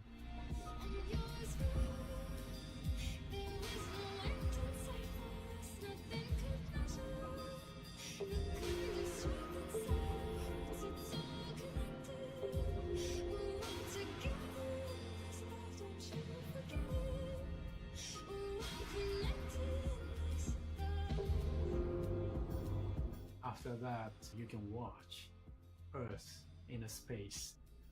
Yeah, that kind of design, first person and third person.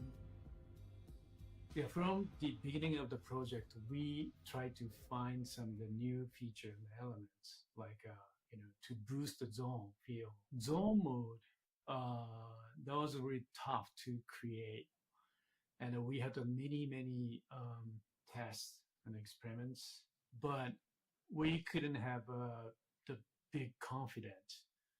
Oh, this is it, and we decided to extend development 3 months. We promised with Hank, so Hank told me, please make a new Tetris game using and boosting that kind of a zone feel. In our mind, we all the time, how can we make it a Zen feeling? What is Zen? It's like that kind of experience. We dive into the pool in an ocean, like suddenly like a boom.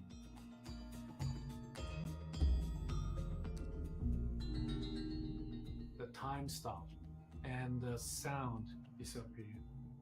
So no place, no time.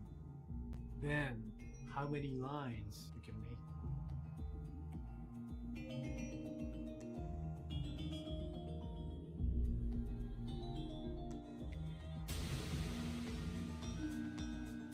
That was very successful. And finally we could find, oh, this is it. That was an amazing process of the production. So that was a very good thing to make, Tetris, using Tetris and making the new thing. That was a very fantastic project to me. Tetris continued to evolve for new players in 2019 with the introduction of Tetris 99 for Nintendo Switch Online services. 99 players at a time we competed in games of Tetris against each other, with the winner of each round being the latest with being the last person standing over the years, Nintendo has added various visual themes to the game based on the new Nintendo Switch titles. I never got to play this one because I didn't want to buy a subscription to play online because I own a computer, which has online for free. But I would love for Tetris 99 to come to PC eventually. I don't think it ever will, but I don't know. We'll see what happens. If you guys really want to see me play it, I'll play it. I'll buy like a month of subscription or something and then call it a day. But yeah, no, I'm not. I'm not ever gonna play that game ever.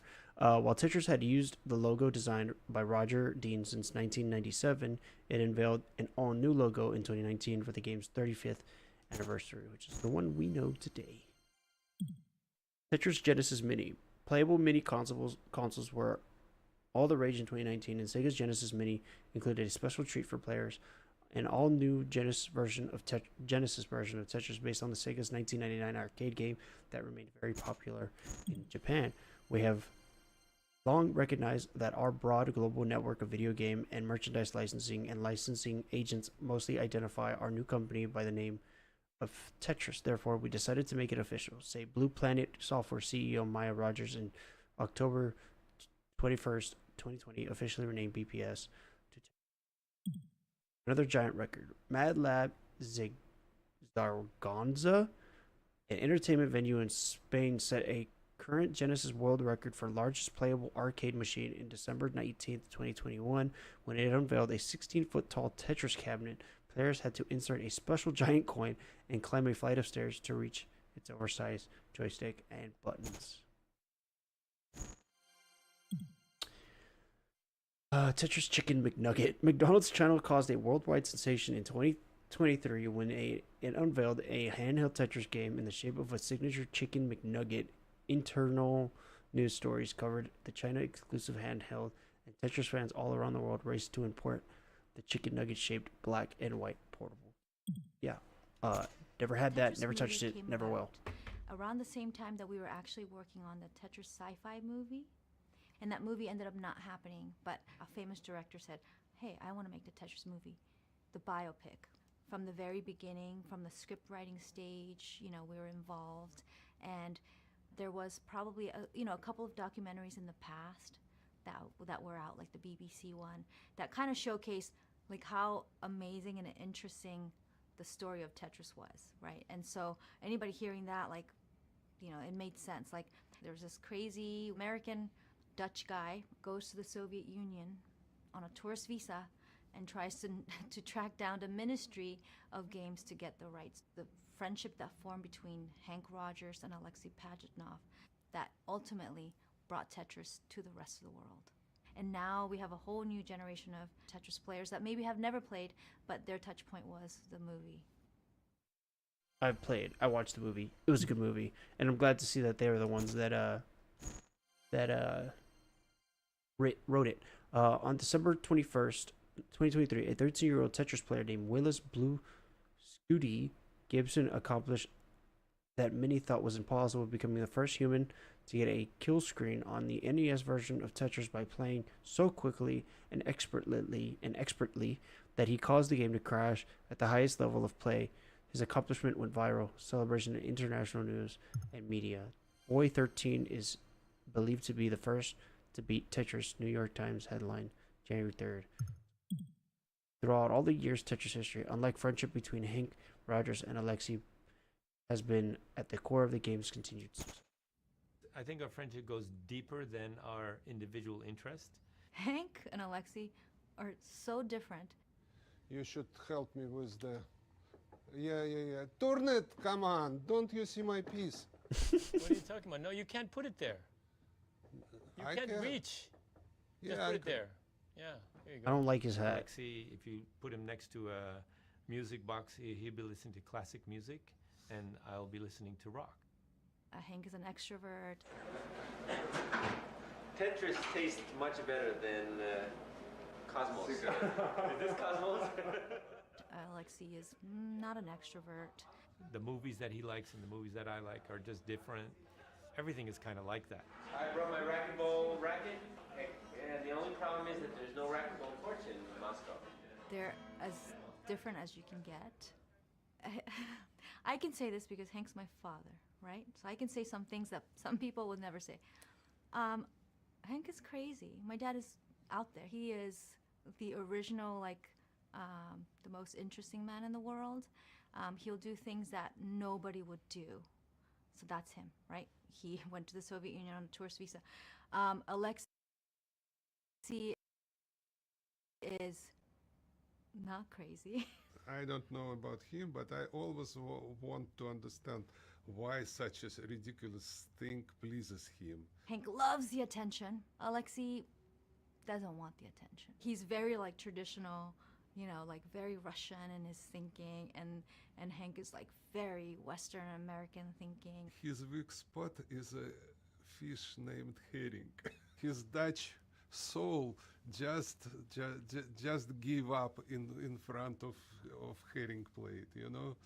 He even find out the very far, very shabby German restaurant in San Francisco, kind of. Come on, it's 40, not shabby. 40-minute drive from the place just because the herring is there. In Russian culture, it's always the cheapest fish cut in piece on the piece of newspaper, which it used to eat after vodka. So all alcoholics is their main kind of snack, lowest level possible kind of food.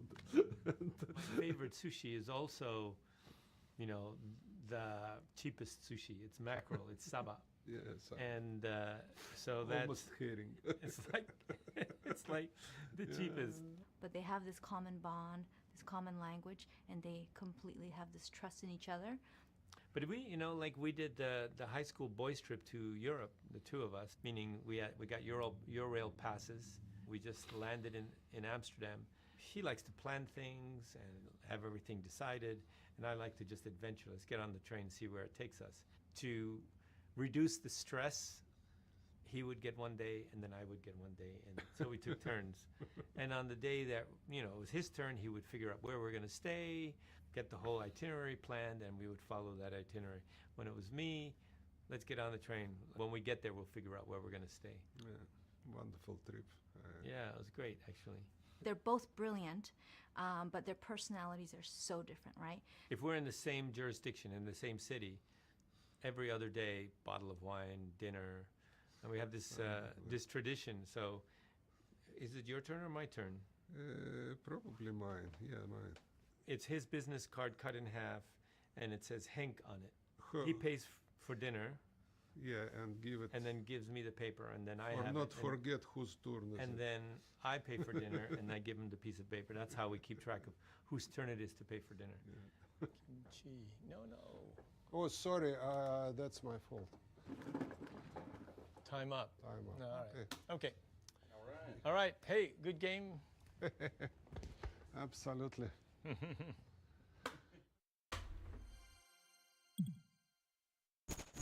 On June 6th, 2024, Tetris celebrated its 40th anniversary with an exclusive party in Los Angeles, California. Maya Rogers, Hank Rogers, and Alexei, and even Lou Scuti were in attendance.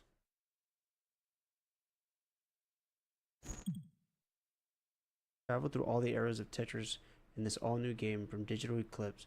Use the time room to metronomes to temporarily warp to classic versions of Tetris. Play that later. The people who made Tetris look back on its legacy and forward into its bright future.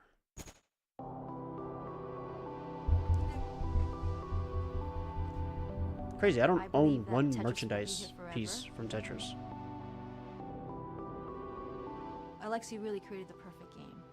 Maybe dozen, maybe 14 different reasons why it's outstanding game. And it's kind of very rare combination of very small traits which somehow strangely come together in one title. It's like a miracle. Now we have VR and AR, and we don't want to really get stuck in the past. We don't know the future, but if I have a chance, I want to create the new experience using Tetris, using new technology, new devices. We're trying to take more risks, Tetris is I had to take a deep breath because it means so much to me. It's not just a game for me, you know, it's family, it's our culture. Tetris to me is joy. I think we're only now getting around to figuring out why it is that Tetris is so, how can I say, soothing, if you will. I think it's a way to calm your mind down before you start your day and then after you're done with your day. So I think what Tetris can do and what Tetris does is it takes you into a zone. Your conscious mind is absorbed in Tetris and your subconscious mind is free to wander. And that's a relaxed state. It's sort of like electronic meditation, if you will. And Tetris is the perfect game for that. Previous research by Oxford Psychological Lab shows that Tetris is very useful to get rid of flashback in PTSD situations. So it's really helpful. So we have really good hopes on it. You know, there's a lot of trauma in the world. If we can make a dent in this trauma, then maybe we can make the world a better place. That's interesting. Didn't know I that. still consider Tetris as a pure entertainment. One of the best electronic game which provide you happiness from the screen.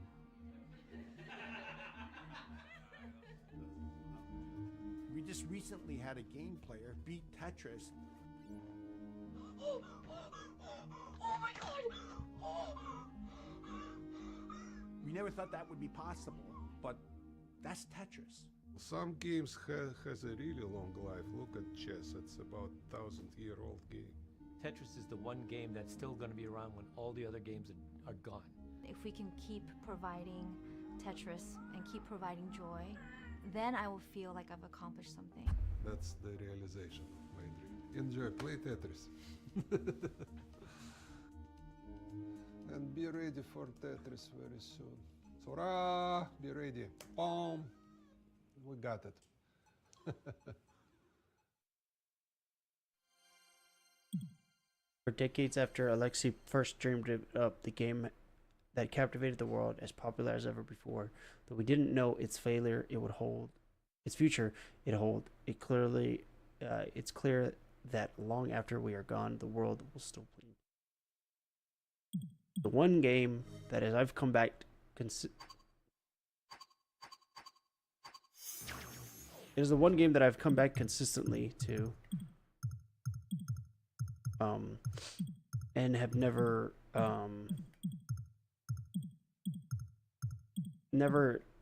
in the back of my mind forget about, because I always at the CES, watch it. That's when we I always play it. With Stein, Robert Stein, who had the first version of Tetris that he said he saw while he was in Hungary, and was trying to see if there would be an American publisher of that particular game. Stein made his career finding interesting products in the Eastern Europe, right, and bringing them to the West. A sole practitioner of licensing people's products, identifying potential talent. I think that was an important function at that time, given the fact that it was really hard to go to a place like the Soviet Union. What was interesting was Robert Stein had shot this game to a few other publishers. One of them was to Broderbund. I thought we wouldn't have said this at the time because they didn't exist, but it was more of a handheld kind of game, a little bit of a lightweight game. I didn't feel like it had the heft to be a PC game. I also thought it looked a little messy. It was a story that I heard about where it came from and through whom, but I was dealing with people several steps down the ladder, and I wasn't totally sure of its provenance. There was a producer at that time, Brad Frager. It's kind of a contract producer. And Brad was saying, hey, I just saw this great game called Tetris that Robert Stein is showing around. You should really, really publish it.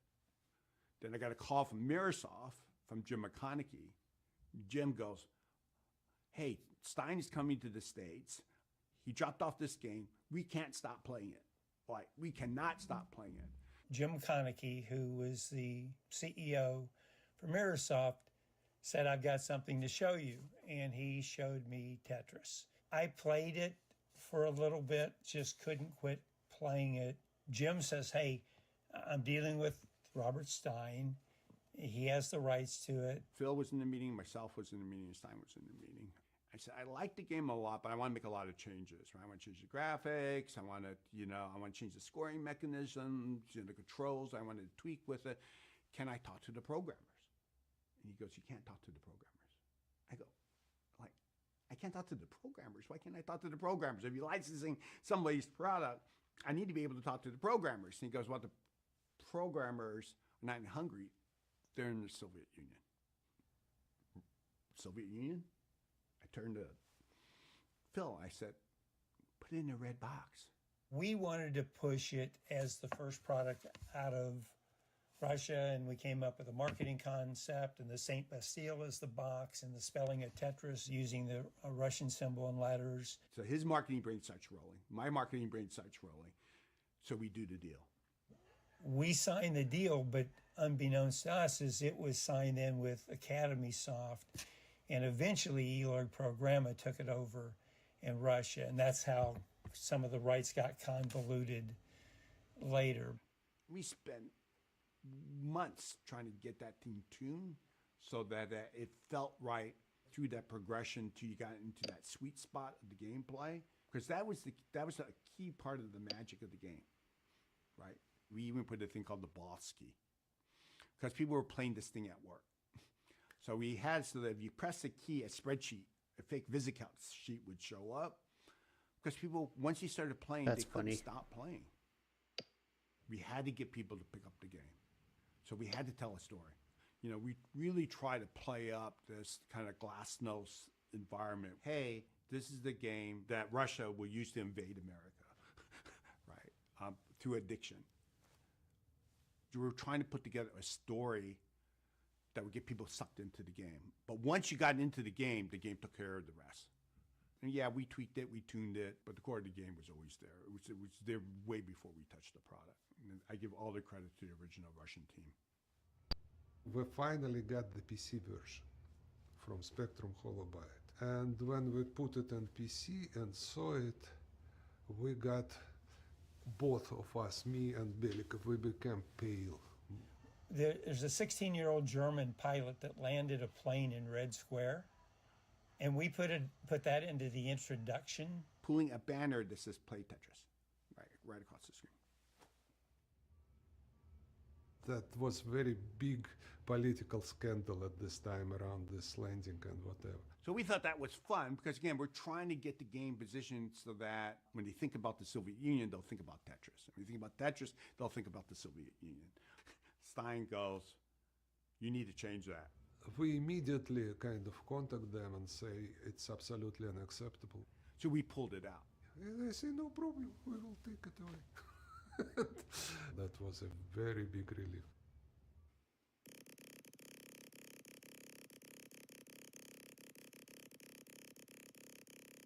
Just so happened, as we were coding up the game, the announcement goes off that it's going to be the first summit, détente, between Reagan and Gorbachev. So that all was part of how we framed it. Like, this is the thing that's going to break through the Iron Curtain.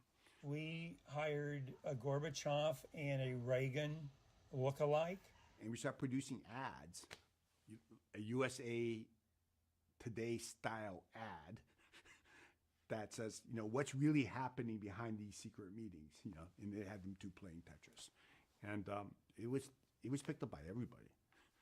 We really went all out, TV, media, the whole perestroika. So Tetris was actually launched with the story from the New York Times as the first game from the Soviet Union. And it won Game of the Year at the SBA Awards for 1988.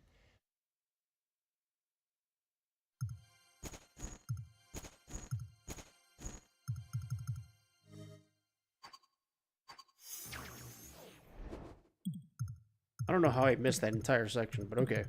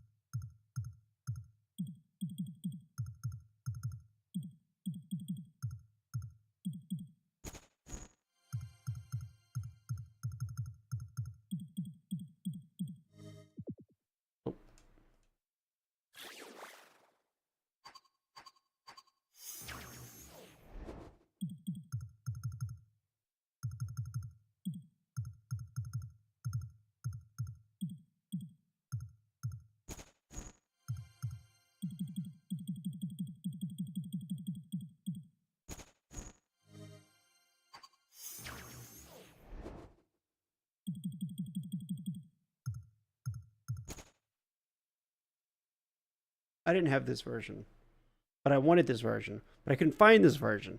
So I bought Tetris Access for my 3DS. Right here. Access for 3DS.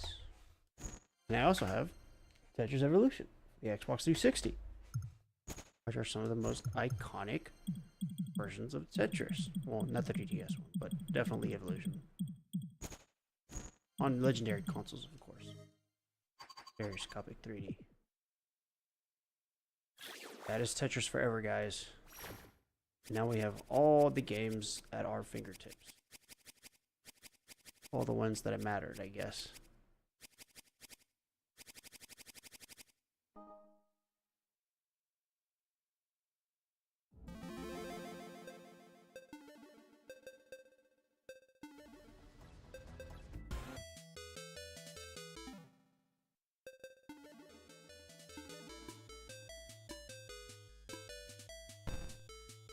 Tetris Forever!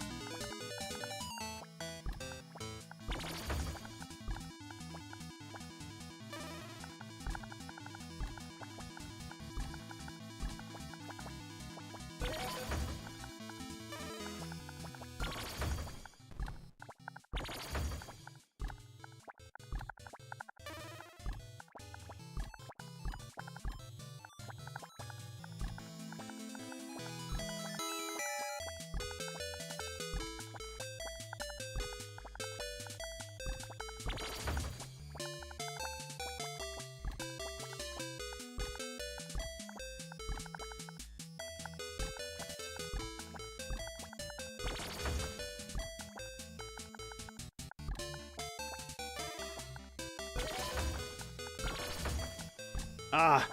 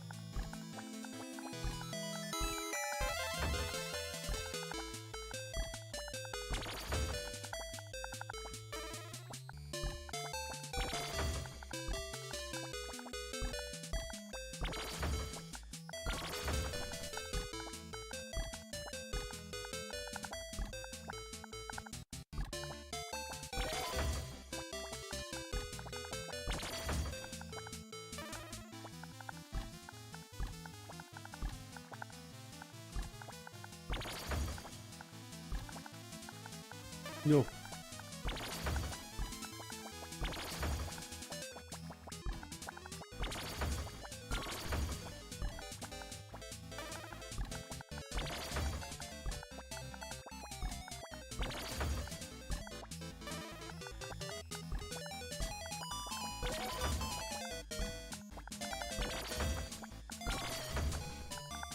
No.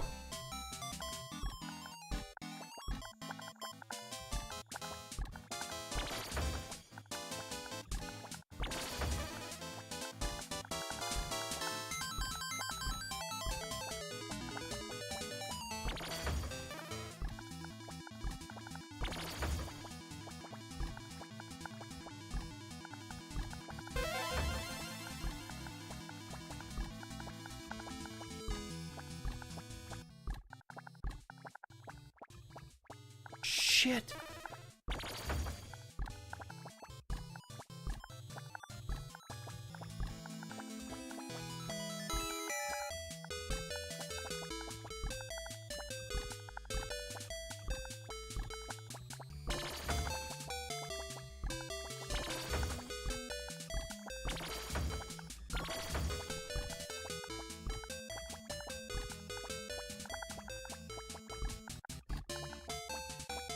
Double shit. Double fucking. No! No! God damn it. I fucked up.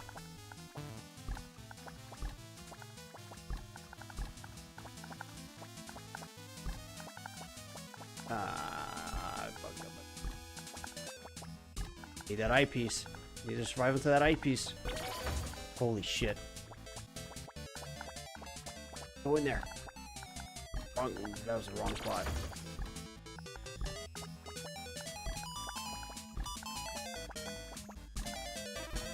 Ah.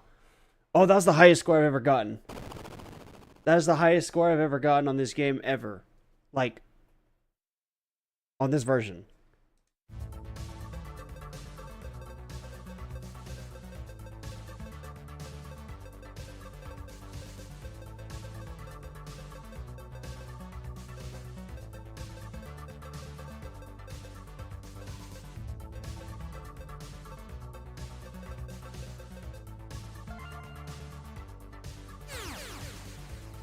Oh, I lied. That's my top version.